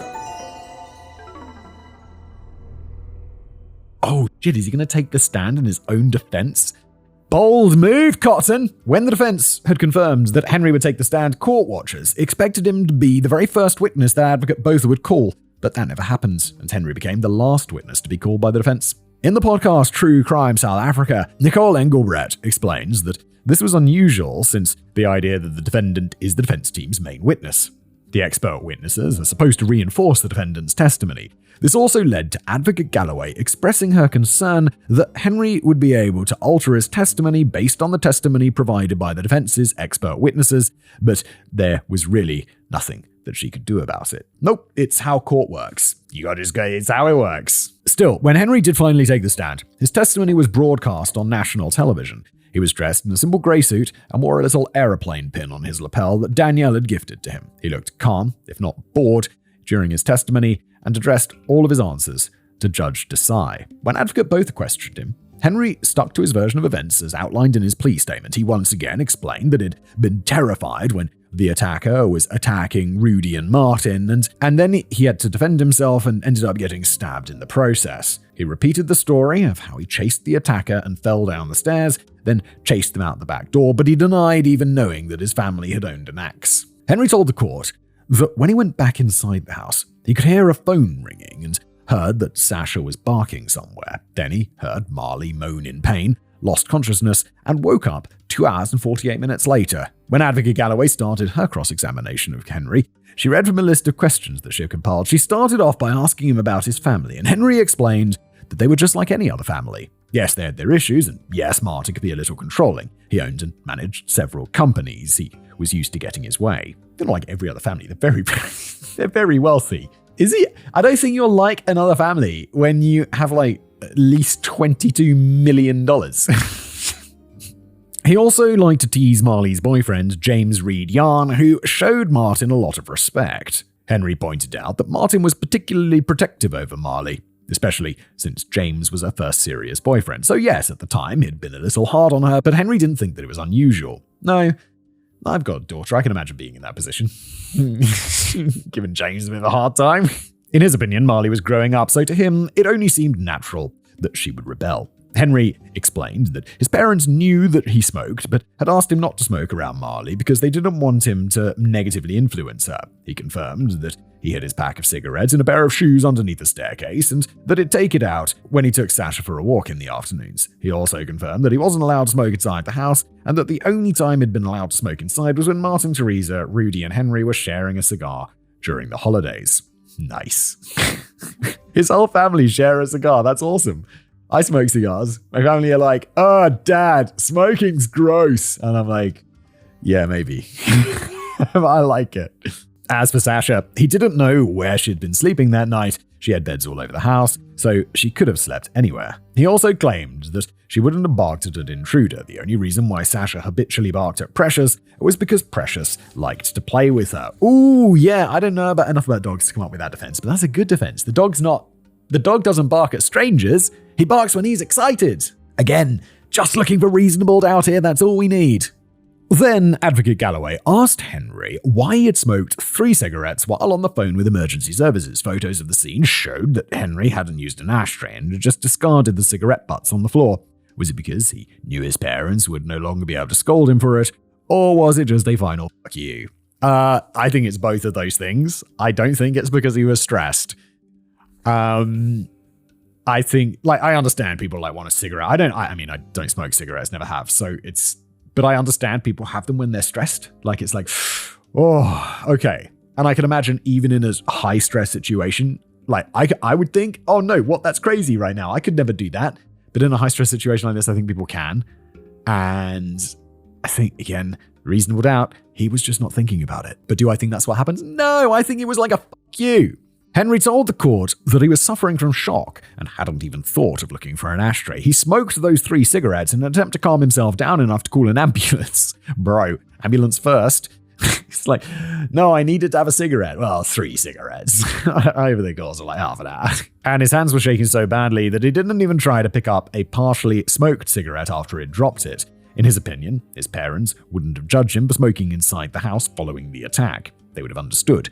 A statement that caused Henry to become emotional, so much so that Judge Desai asked him if he needed a moment. Once Henry had composed himself, Advocate Galloway asked him if he was truly expecting the court to believe that a masked intruder had managed to jump over a 6-foot-tall electrified fence, travel 1.2 kilometers on foot to number 12 Goski Street without being noticed by either the residents, security guards, or the multitude of cameras in the estate before managing to somehow make his way into the house without waking the dog or any other member of the Van Breda family. Henry's response was a simple, "Yes, my lord." Advocate Galloway then asked Henry if he'd fallen asleep at any point before going into his bedroom at midnight and getting up to use the bathroom. Henry confirmed that he hadn't, and that he'd only realized that something was wrong when he'd heard the sound of a struggle coming from the bedroom. He also didn't know exactly how long he'd been in the bathroom. When he was asked why he and Rudy would have been targeted first, Henry explained that their bedroom was the first one on the left when a person reached the top of the stairs. Henry couldn't say why the intruder hadn't taken their laptops and then just fled the house instead of attacking the family. Was it possible that it hadn't been a burglary after all and the intruders had specifically targeted the Van Breda family? In his deep, calm voice, Henry said, "It appears so."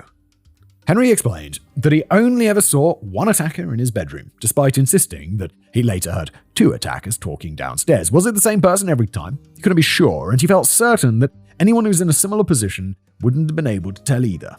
Then, Advocate Galloway asked Henry if he could please show the court how the masked intruder had attacked Rudy. They handed him an axe that was similar to the one used to attack his family, and Henry explains where he, Rudy, and the attacker were located in the room. He then lifted the axe into the air and demonstrated how the attacker had wielded the axe by chopping at the air in a downward swinging motion. He also confirmed that the attacker hadn't used the knife on Rudy, and it had only come out during his struggle with the attacker. When Advocate Galloway asked Henry if he'd stayed in the bathroom for the entirety of the attack on both Rudy and Martin, Henry said that he did, and he went on to explain that even though he'd called for help, the attacker didn't pay him any attention. It was only after the attacker had killed Martin and attacked both Teresa and Marley that he targeted Henry. When Judge Desai asked Henry why he hadn't tried to help Martin fight off the attacker, Henry calmly told the court that he'd been too scared. Judge Desai scoffed at this and said, "Mr. Van Breda, I assume your father was also scared." I mean, yeah, but he's just like, "No, I'm a coward. I'm a coward. My dad was a brave man. I was a coward. Reasonable doubt, baby." Then Henry was asked to act out the struggle against his attacker by mock fighting with a police officer. According to Henry's own description of the attacker, they were of a similar height, which meant that he stood a better chance of defending himself than either Marley or Martin had. The mock fight didn't last so long, leading to Judge Desai pointing out that the attack on Henry hadn't been as violent as the attack on his family had been, to which Henry agreed, saying, "I realize now that I was stronger than him." Galloway took Henry through the rest of the events of that evening, asking him how he sustained his head injury, and Henry explained that he wasn't sure. He must have bumped his head on the staircase when he passed out. Yet this playing just like, "I don't remember" card seems way better, which led Advocate Galloway to suggest that maybe, just maybe, Marley had been able to land a few punches during their struggle. This would explain not only the bruises on his forehead and underneath his left eye, but also the bruises on his knee and legs. Okay, so I kind of assumed he just beat the shit out of himself. Or like threw himself down the stairs or something. That's got to be real hard to do though, no? Like, I don't think I could punch myself in. I mean, I guess I could if you desperately needed to. But like punching yourself in the face, that's got to be really intense. Right? Just like, bang! As hard as you can. Can you do that to yourself? Then, of course, Henry claims to have passed out on the stairs. He claims that he lay there for 2 hours and 48 minutes, all the while Marley is groaning in pain and Rudy is bleeding to death in the bedroom. And when he does wake up, he completely ignores the list of emergency numbers on the fridge, the list that Teresa and Martin repeatedly pointed out to every person who visited their household, claiming that he didn't consider them to be of much use, which is a bizarre thing to say. Instead, he Googled the number for an ambulance and sent several messages to his 17-year-old girlfriend. He admitted that the phone was cordless, yet he sat next to the kitchen counter and smoked 3 cigarettes instead of rushing to either Marley or Rudy's side to see if he could save them. A crying Henry responded by saying, "I didn't think I could help her.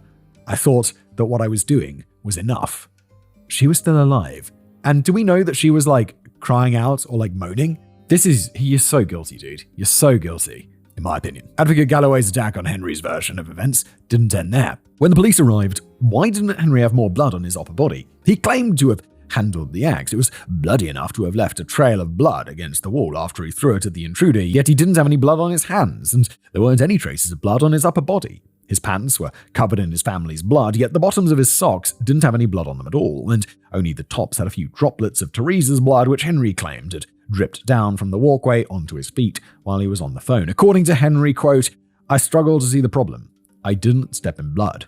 Advocate Galloway followed this statement by explaining that according to witness statements, around 7:15 in the morning, Henry had been standing in front of the house on his phone wearing only a pair of shorts and socks and had waved at a woman who passed him on the street. Why hadn't he called any of the neighbors or the estate security for help, either then or directly following the attack? Henry claimed that he had asked an unknown woman for help, but Advocate Galloway pointed out that he didn't mention it in any of his statements, nor did this neighbor come forward as a witness, which led them to a discussion on the accuracy of Henry's statements to the police. Oh, really? Inaccurate statements to the police from Henry's, right? Oh, interesting. During his plea statement, Henry had explained that when he was initially asked to provide the police with a witness statement, he had been suffering from the effects of shock, hunger, and a lack of sleep. When he was repeatedly asked if he agreed with what was written in his statement, Henry said that it was correct, despite now claiming that there were a lot of inaccuracies in the original statement. He explained that his only goal that afternoon had been to go home and get some rest. If he'd known that the statement would be used against him in court, or if he'd been allowed some legal counsel, he would have insisted on correcting the statement that day. So, Advocate Galloway asked him whether he considered his testimony in court to be credible, considering the fact that he'd already testified for 4 whole days. Can the court expect him to be telling the truth now that his future was at stake, or was he willing to ramble off an inaccurate version of events just so that he'd be allowed to go home? Oh boy, would you? Like, perjury is like, I always say, perjury is a great law to have until it's like, oh yeah, no, I'm definitely going to lie because you know what the punishment for perjury is? Less than the punishment for murder. Henry said no, he wouldn't. The difference was that now he had legal counsel to assist him. So Judge Desai asked Advocate Galloway to take Henry through his original statement so that he could correct it, which then led to Henry arguing with various points so that they agreed to the version outlined in his plea statement, although Advocate Galloway got Henry to admit that in essence, his original statement to the police hadn't been incorrect. According to him, the police had just embellished his statement a little. Of course, Advocate Galloway then accused Henry of adjusting his original statement to fill in the holes of his current version of events, and yeah, obviously it's like, dude, you just know all of the things that we brought against you, and now you're just changing the original story to cover them up. This doesn't make you look not guilty, it makes you look so guilty. And when he couldn't do that, he claims not to remember exactly what had happened, aka selective memory loss. Oh, please. Like, the whole memory loss is like, that's not unbelievable. Selective is like, oh, you just don't remember the important parts, do you, Henry? Interesting, Henry. Henry denied this, which led to Advocate Galloway reminding him that there was a whole 2.5-hour gap in his version of events, which he explained away by claiming that he had either blacked out or fainted. Quote, "The instances of your selective memory loss, more often than not, only applies to the incriminating parts of your statements." What a coincidence.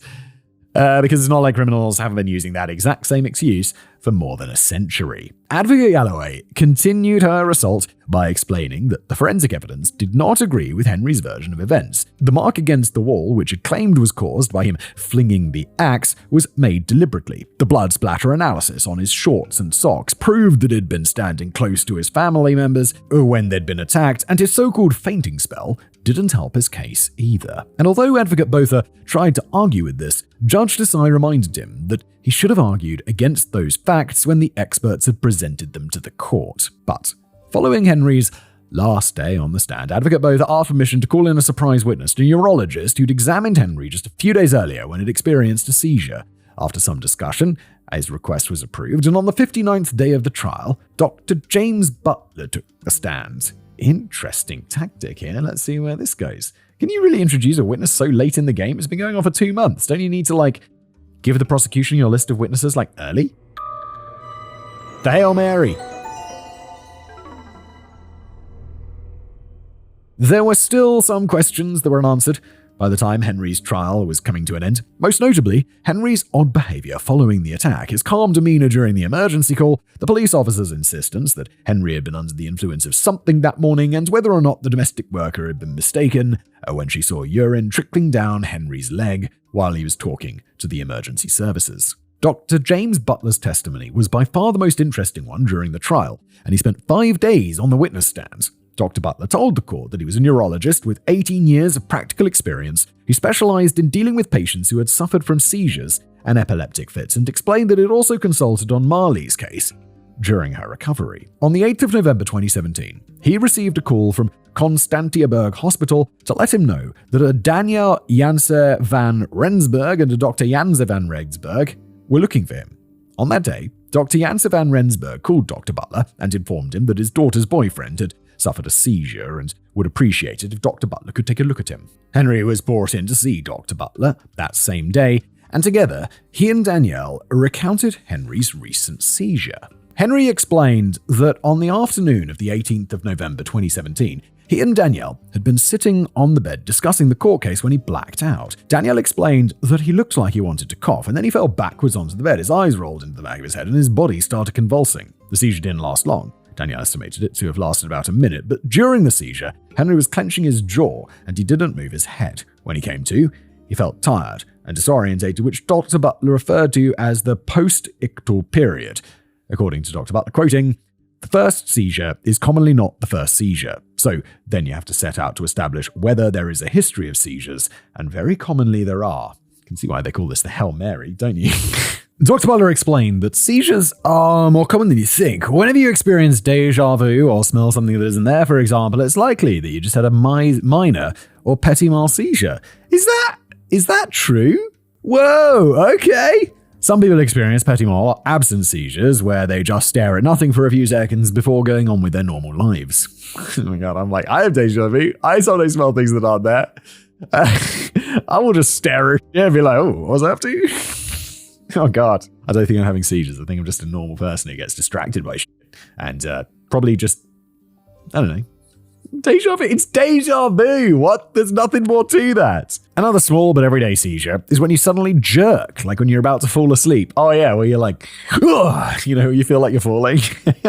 Some people don't even notice it's happening to them, and these seizures are usually triggered by a certain memory, a smell, a song, a strong emotion, or the use of alcohol. When Dr. Butler asked Henry if he'd suffered a similar fit before, Henry told him that he'd blacked out following the attack on his family, and that he'd also suffered a seizure in February 2016. He told Dr. Butler that he had been on antidepressant medications since February 2015 and hadn't noticed any side effects. When Dr. Butler asked him if he'd consumed any alcohol before the seizure, Henry explained that he hadn't, but in other cases where he'd blacked out, he had consumed alcohol in the hours leading up to him blacking out. Yeah, also antidepressants and alcohol can make you more prone to not having memories or blacking out, even because you normally need to drink a lot to black out. With antidepressants, it can make that amount a lot less, right? He also admitted that he'd been suffering from these blackouts ever since his first year at university and was aware that his arms or legs would jerk on and off during the day. Dr. Butler admitted in court that initially he thought that Henry was faking it. Because he'd treated Marley, he was already familiar with the case, and by this point the murder trial was well underway, so he already knew that Henry had been charged with the murders of his 3 family members, as well as the attack on Marley. This led him to suspect that Henry's blackouts were a case of malingering. Ooh, what is that? Still, Dr. Butler is a professional, so he told the court that he still followed the scientific method and sent Henry for the relevant tests. Henry was sent for an EEG scan that same day, which recorded his brain activity for 20 minutes. It came back normal, but Dr. Butler explained that it was a poor sensitivity test which required them to do more tests. Henry was admitted to hospital the next morning. A camera was set up to record his behavior, and he was plastered with various probes, and a 24-hour EEG scan was done. Afterwards, Dr. Butler had a chance to review his reports while sipping his morning coffee. Speaking of, have some sip of coffee. It didn't take Dr. Butler long to notice abnormalities in Henry's brain scans, which confirmed that Henry indeed suffered from epilepsy. More specifically, juvenile myoclonic epilepsy, or JME. According to the National Health Institute's website, JME can be hereditary and usually presents in teenagers of both sexes, though according to Dr. Butler, the oldest patient he'd diagnosed was in his 80s. That 80-year-old being like, juvenile, huh? Fresh as a spring chicken, aren't they? People with JME usually experience minor seizures for between 3 to 5 years before suffering from a grand mal or major seizure, after which they're diagnosed with epilepsy.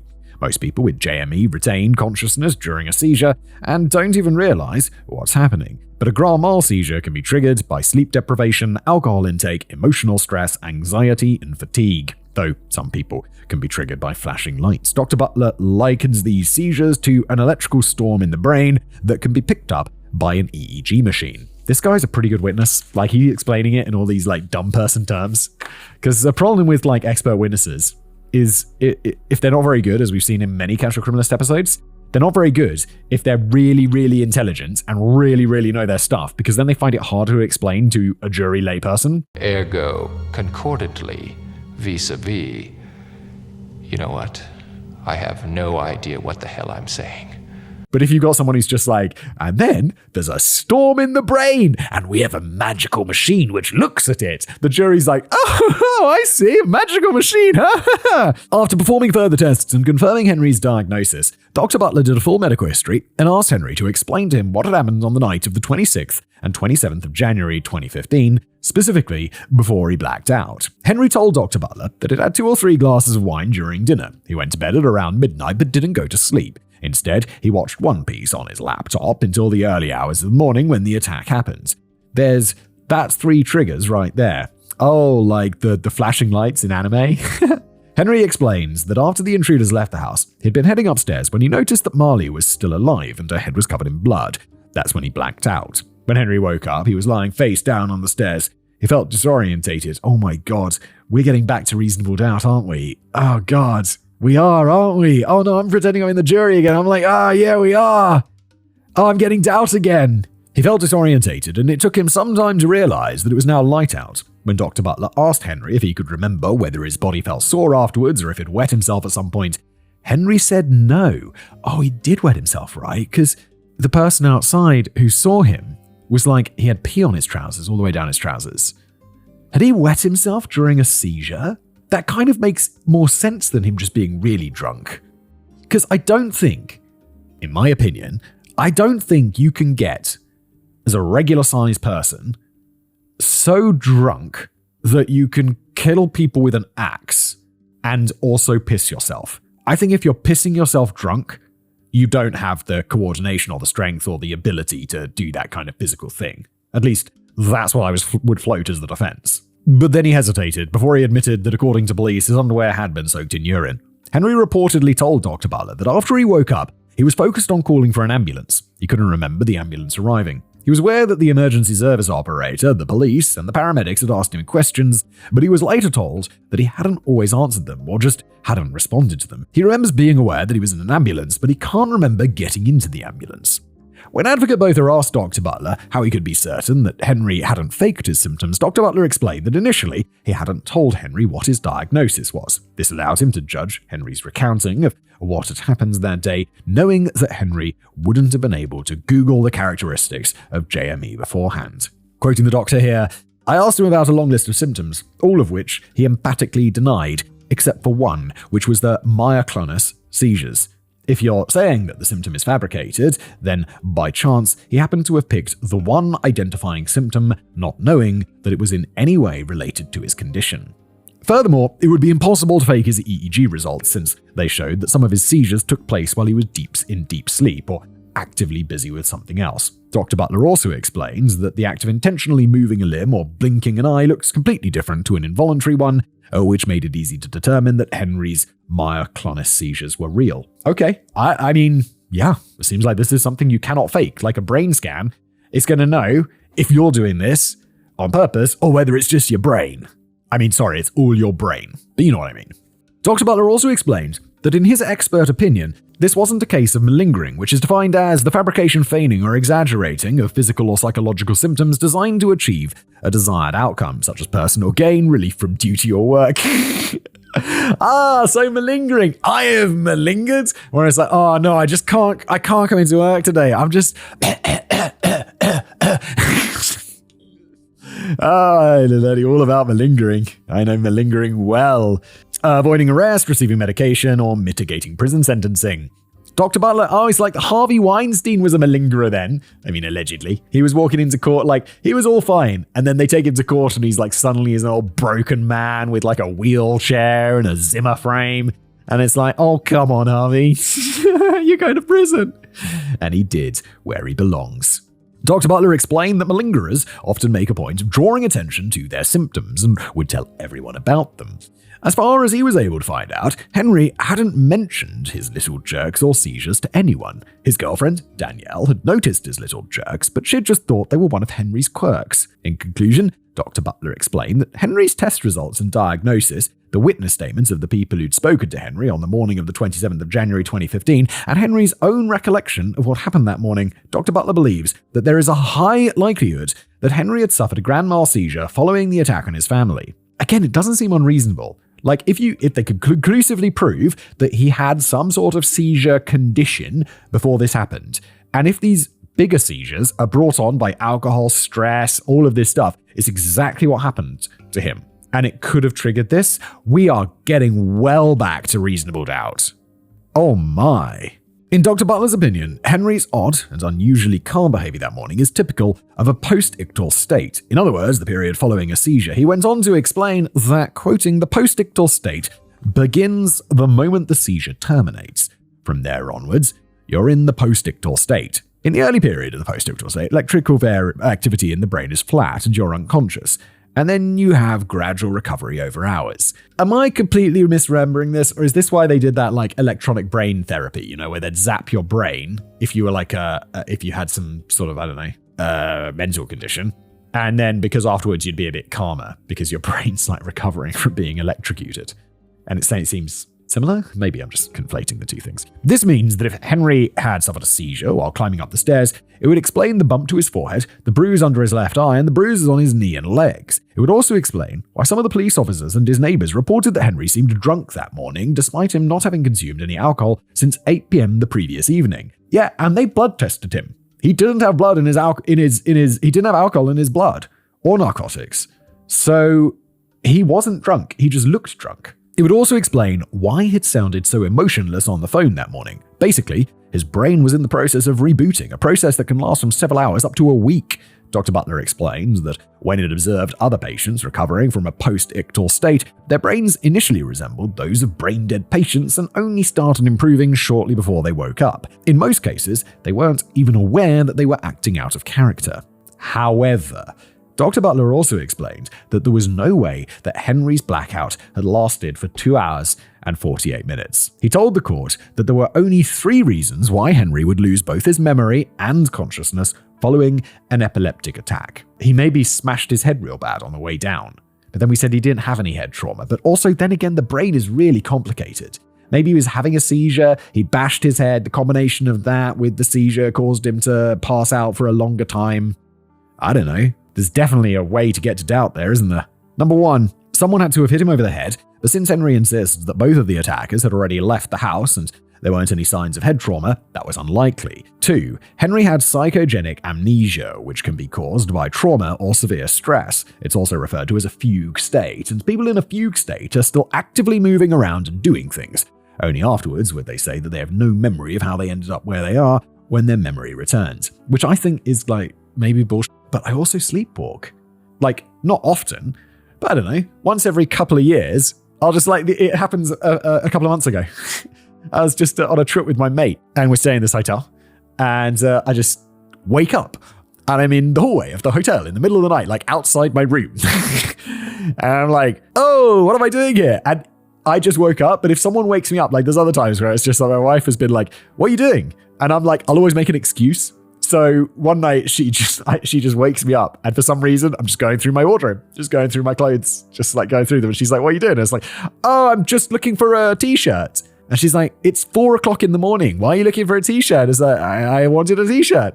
And then in the morning she'll like, and then later on she'll be like, what were you doing? And I was like, I have no idea. She's like, why did you say you were looking for a t-shirt? It's like, I don't know, my brain just defaults to making an excuse. I don't know why.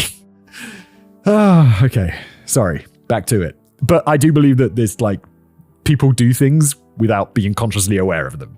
They also have no memory of the events leading up to their fugue state, since Henry claims to have woken up in the same place where he blacked out and could remember the events leading up to his blackout in detail. Dr. Butler had excluded a fugue state as a cause of Henry's memory loss. 3. Henry could have fainted, which is known as syncope, and is caused by a sudden drop in the amount of blood being sent to the brain. However, this would have only lasted for a few minutes, after which Henry would have woken up. If he had been passed out for more than 2 hours, he would have sustained severe brain damage, so that's not an option. Oh my god, if he'd been passed out without blood to his brain for 2 hours, I feel like he would have had brain damage. He'd be brain dead. He'd be cold. In that case, Dr. Butler's conclusion was that even though it was still highly likely that Henry had suffered a seizure that morning, he was lying about how long he'd been out of it. Most seizures only lasted a few seconds to a minute. Anything longer than 5 minutes is considered a medical emergency and can lead to brain damage. In Dr. Butler's opinion, Henry would have only been out of it for a few minutes after the seizure ended, while his brain resumed its normal function, though he later admitted that he couldn't say exactly how long Henry was passed out. During Dr. Butler's testimony, Advocate Botha mostly tried to prove to the court that Henry wasn't the emotionless monster the media made him out to be. At the end of his turn, Advocate Botha played his little trump card. In Dr. Butler's opinion, would someone in a post-ictal state be able to fabricate a series of events or be considered liable for the statements they made in the hours following? Say a witness statement provided to the police, which would later be proved to be full of inconsistencies. I feel like I get it. Because I didn't read this before, but it's like my default thing when I wake up from sleepwalking is to just lie. Just like, I don't know, I was looking for a shirt. Like, just make something up.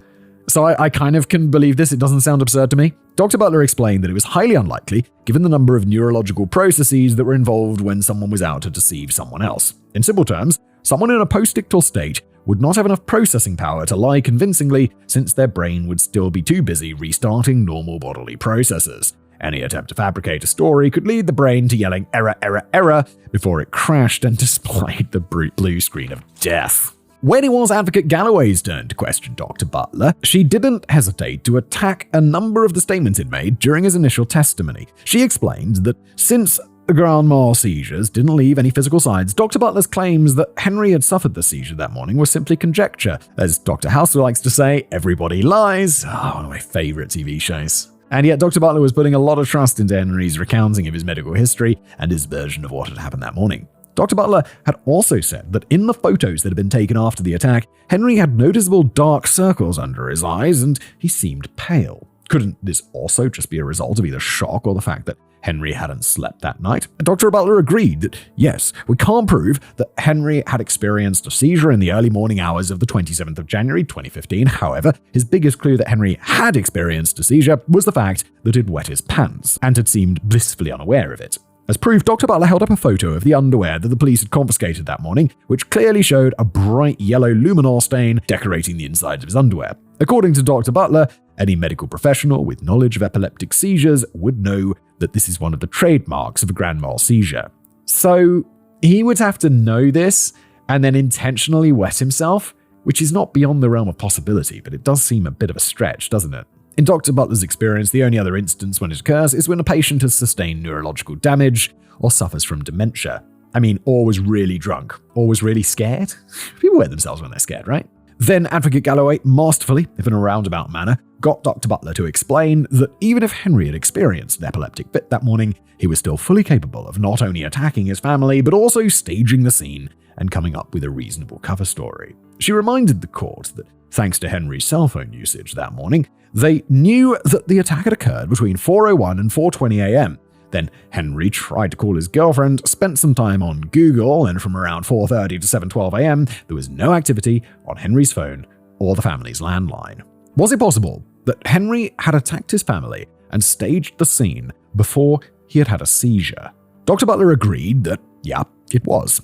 Advocate Galloway then asked whether Henry would have injured himself before or after his seizure, and Dr. Butler said that he'd most likely injured himself before experiencing the seizure.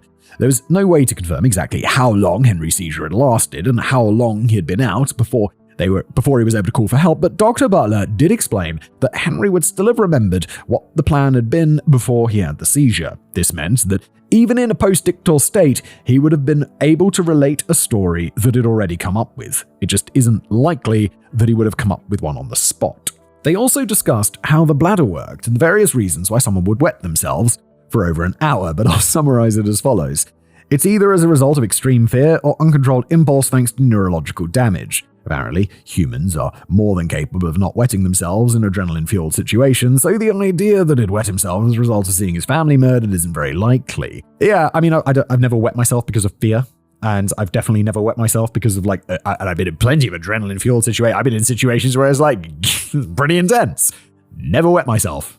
So now that we have all the puzzle pieces, what exactly happened in number 12 Goscoe Street that night? The most likely scenario. We know that the Van Breda family had been visiting their friends and family in December 2014. Martin and Teresa had made no secret of the fact that they were proud of Rudy's achievements. Marley was complaining about her parents' high expectations of her, and Henry was more than aware that his parents considered him to be a disappointment, which caused him to lash out at everyone around him. Henry was the disappointment of the family, so he murdered them, allegedly, in my opinion, maybe. We know that the family ate dinner together on the evening of the 26th of January, and that Henry and Martin had shared a bottle of wine. We know that Marley had been texting her boyfriend until 10 p.m. According to Mrs. Stephanie Optoff's testimony in court, there was a loud argument in the house around that time, although Marley didn't mention it to Jean Reed Yarn. According to Mrs. Optoff, the argument lasted at least 2 hours. Between midnight and 4 Jesus Christ, that's a hell of an argument. Between midnight and 4 a.m., Henry was still awake. It's entirely possible that he had been involved in an argument with both Martin and Rudy that night, and we can assume that he spent some time fuming over his family's treatment of him. We don't know exactly what the final straw had been, but just before 4 a.m. that morning, Henry picked Sasha up and carried her downstairs. He locked her in the garage and then made his way to the pantry, picked up the axe, and made his way back upstairs. Henry came to a stop next to Rudy's bed and probably stared down his perfect older brother before he started attacking him with the axe. Rudy must have yelled as he tried to defend himself because the noise woke Martin, who rushed to the boys' room and turned on their bedroom light. Martin's first instinct was to protect Rudy. Probably thinking that Henry wouldn't hurt him, Martin flung himself across Rudy's body to shield him, but Henry was already mindless with rage, so he turned on his father instead. When he heard Teresa coming down the hallway, Henry went to confront her. Teresa probably barely had time to scream before Henry attacked her, at which point Marley entered the hallway and tried to help her mother. Henry turned on his little sister, and since he was blocking the only exit, Marley had no choice but to defend herself. The two of them fought, but Henry eventually managed to overpower Marley.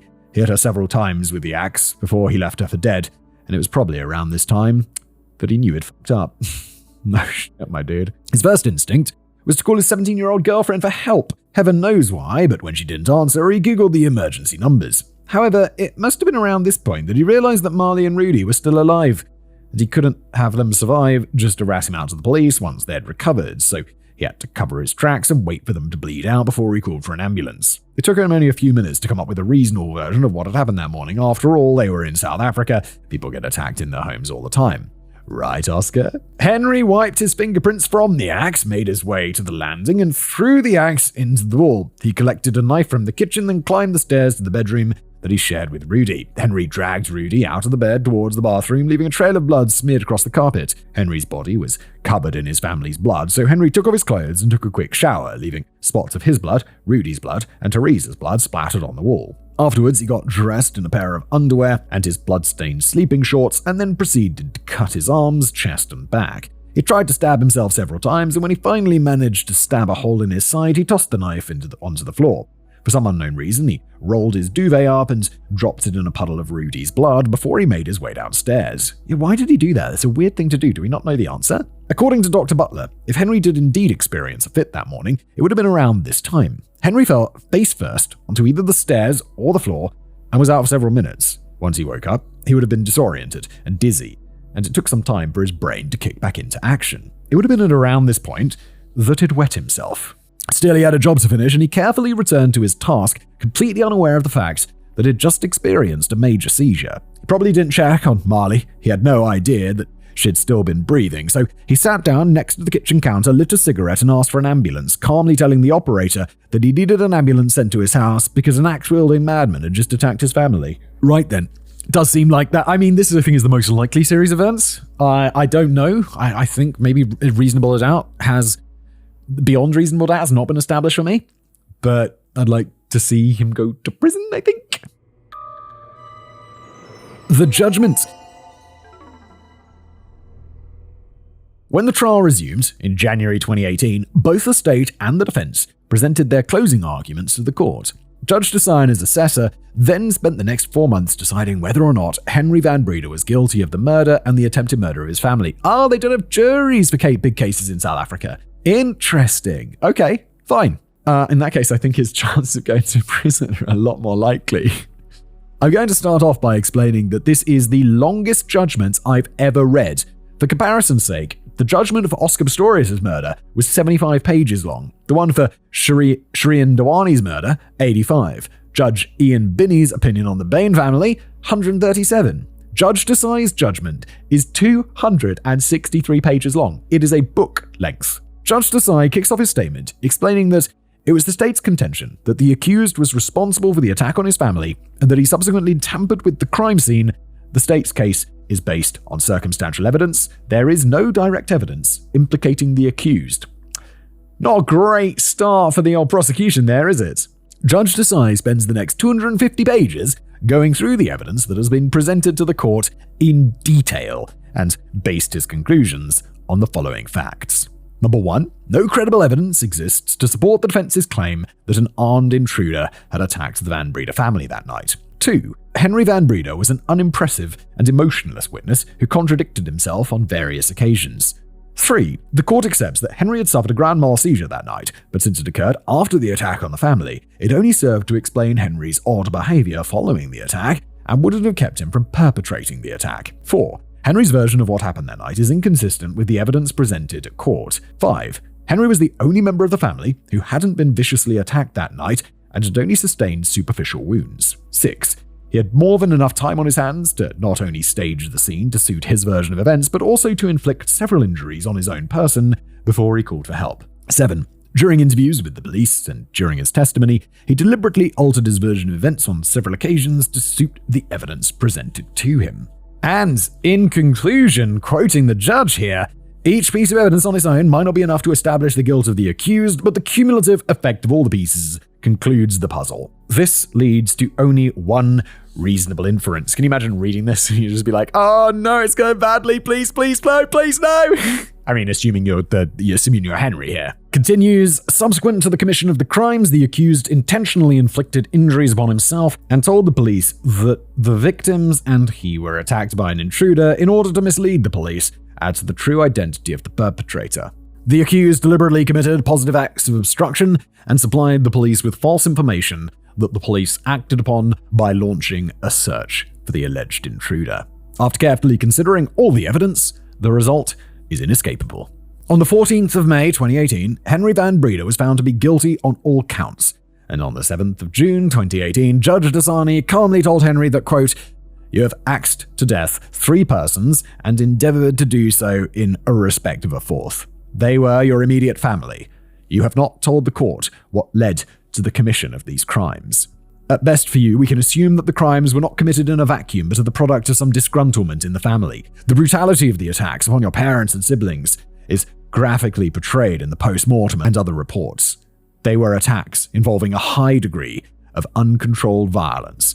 The victims were unarmed. There is no suggestion to the contrary. They faced an axe-wielding son or brother, probably not expecting the worst. These attacks display a high level of innate cruelty and an almost unprecedented degree of disregard for the welfare of one's own family. Each murderous attack upon a family member constitutes a very serious crime, warranting you the severest penalty possible.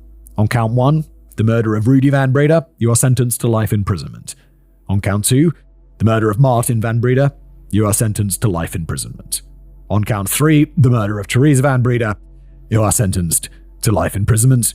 On count 4, the attempted murder of Marley Van Breda, you're sentenced to 15 years imprisonment. And that's it. That's the end of the judgment. I mean, not the episode, there's a little bit left to do, but that's it. He's guilty. Didn't need to do all those allegedlys, did I? He's off to prison. Rules for criminals number 81. Unless you're new to the channel, in which case welcome, you'll be familiar with the Casual Criminalist Rules for Criminals, which is basically just a list of things that criminals forgot to take into account while committing their crimes. Back by popular demand, I just heard from my supplier this morning that 1,000 of the Casual Criminalist leather-bound notebooks with the rules inside are coming. So I imagine in the next month or so, they'll arrive, And there will be more notebooks available because they sold out in a day last time. I think I did 500 of them. So this time I've doubled that amount. And yeah, new notebooks coming soon, backed by popular demand. People have been hassling me for years, and I finally decided to do it. So we're doing it, which is basically the rules for criminals, which is basically just a list of things that criminals forget to take into account while committing their crimes. The original list has been extended and now includes up to 118 things that you should consider before you commit a crime, with number 81 being think things through just a little bit before you do crimes. And if there's one rule that passion killers like Henry Van Breda don't follow, it's rule number 81. A rule we might consider adding is research the prisons you might be sent to before you commit the crime. I feel that does kind of go into the one about if you're going to commit crimes in a rich country, because rich countries, there's generally more shit to steal and their prisons are nicer. Like, think Northern Europe. That's like, don't think Bali. I was just reading an article yesterday about those Australian heroin smugglers who, when I was a kid, they were sent to prison for trying to smuggle heroin out of Bali, and a couple of them were executed by firing squad, and they just got out of prison this week, at the time of recording, early December. So don't commit crimes in Bali, commit crimes in like Norway or something. Henry definitely failed to do that last one and ended up spending some time in one of South Africa's most dangerous prisons, Pollsmoor. If you're from South Africa, you've definitely heard about Pollsmoor Prison. If not, I'll give you a little rundown. Its official name is Pollsmoor Maximum Security Prison, and during apartheid, it famously housed several members of the ANC, including Nelson Mandela. These days, it houses the worst of the Western Cape's criminals, and it's infamous for the level of violence that forms a part of everyday life in the prison. Well, I have to say, kind of seems like where Henry belongs, because he's clearly he murdered 3 people. He murdered his own family with an axe. He's a literal axe murderer. If someone belongs in maximum security prison, it is Henry. An interview with Tracy Stewart for Cape Town, etc. Kelly Phelps, a criminal law lecturer with the University of Cape Town, explained that Pollsmoor Prison is one of the worst prisons in South Africa. Quoting her, "It's a very bleak place, a very dark place. The circumstances are incredibly harsh. It's one of South Africa's oldest prisons, so it's simply not built or geared to the modern concept of imprisonment. It's very cold, it's very stark, it's incredibly overcrowded, and it really doesn't lend itself to modern concepts like corrections or rehabilitation programs." End quote. For the second season of his show, Ross Kemp on Gangs. That's a blast from the past. Wait, was it Ross Kemp on Gangs? There was Ross Kemp on a whole bunch of things. These shows were like when I was a teenager, or like a younger man. Ross Kemp paid a visit to Pollsmoor and explains that walking through the prison is, quote, an assault on the senses, like entering a human zoo. The smells, sights, and sounds are overwhelming. I know not even the wardens are safe. Many wardens have been stabbed here or killed.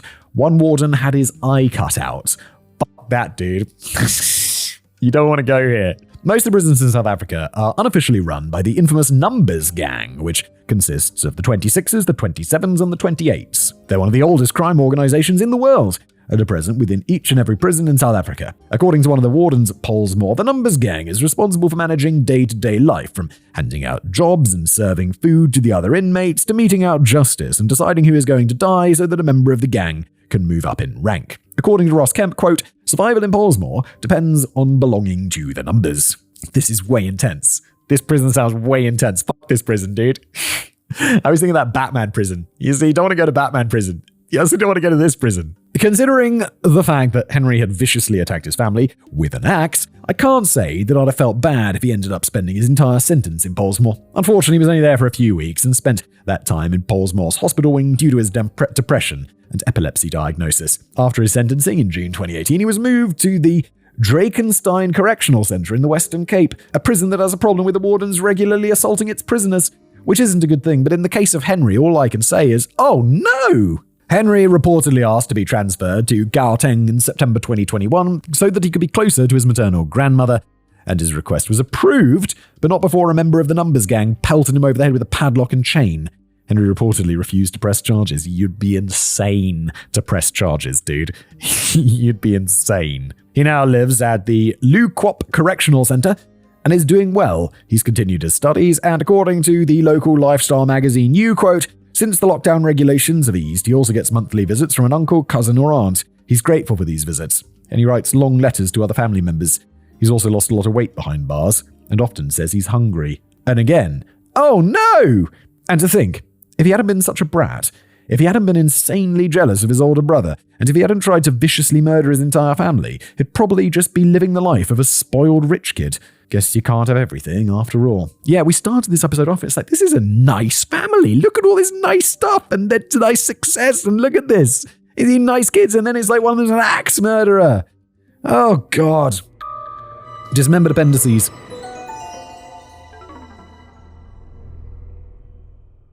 Because Henry had initially claimed that 2 black intruders had attacked his family, their names were added to a list of white South Africans who are considered to be victims of the so-called white genocide that some far-right groups claim is taking place in South Africa. The names of the Steenkamp family are also on the list, despite the fact that in both cases, their sons have been found guilty of the murders of their family members. Yeah, but I mean, you don't want to take them off the list because that would be actually doing something sensible, wouldn't it? 2. I've already explained the nice little inheritance clause known as the Bloody Hands Clause. Because Henry was a suspect mere days into the investigation into the attack on his family, Martin and Teresa's life insurance policies didn't pay out. Instead, his uncles and aunts paid his legal fees by withdrawing money from a trust that had been set up for Rudy, Henry, and Marley. However, the majority of the Van Breda's fortune was tied up in properties and investments in Australia, so the family had to sell number 12 Goski Street and the house in Australia to pay for Marley's medical costs and Henry's legal fees, which amounted to almost 10 million rand. Marley was set to inherit the rest of her parents' $20 million fortune. I don't understand. The life insurance should pay out to Marley, right? I don't think the life insurance should be invalidated just because they were murdered by someone who happens to be their son. He should never benefit from it, but the life insurance should pay out to a completely innocent party who's been designed to benefit from that policy. Still, like, $20 million? Ain't bad. 3. Danielle was at Henry's side through everything. She was unwavering in her support of him and faced a lot of criticism for it. She also lost a lot of weight during the trial due to stress, but a year after he was convicted, the couple broke up. Danielle moved on with her life, and she's reportedly doing well. 4. During Henry's murder trial, Marley's attorney managed to get a gag order against the media. They are no longer allowed to write or publish any stories about her, and her social media profiles have all been set to private, allowing her to live the rest of her life in peace. Yeah, do the same thing. Sounds like a very, very sensible decision there, with the gag order and the social media. 5. During this case, I brought up several of the South African cases that we've already covered, and there's good reason for it. The fact that so many of the people we've mentioned today played a role in those cases as well. Captain Marius Jonker, the blood spatter expert who testified during Henry's murder trial, was the same one who testified during Don Steenkamp's murder trial. Advocate Pierre Botha used to represent Shrien Dewani. Psychologist Gerard Lebeschagne isn't mentioned in this script, but he interviewed Henry, Oscar Pistorius, and Thabo Bester before their murder trials. Kelly Phelps, the criminal law lecturer, also commented on Shrien Dewani's murder trial, and advocate Susan Galloway is also the state prosecutor in an upcoming script. Okay, I'll look forward to that. 6. Fun fact. According to some studies, alcohol helps prevent seizures in epileptic patients. It's only when the alcohol starts to leave the patient's body that they're more likely to experience a seizure, which is often referred to as rum fits or alcohol withdrawal seizures. Still, patients with epilepsy are usually discouraged from drinking alcohol in an effort to prevent seizures. And that is where we end today's lengthy episode. Thank you, Emma, for writing it. Thank you, dear listener or viewer, if you're watching on YouTube, for reading along with me. And I'll see you in the very next episode. Thanks so much.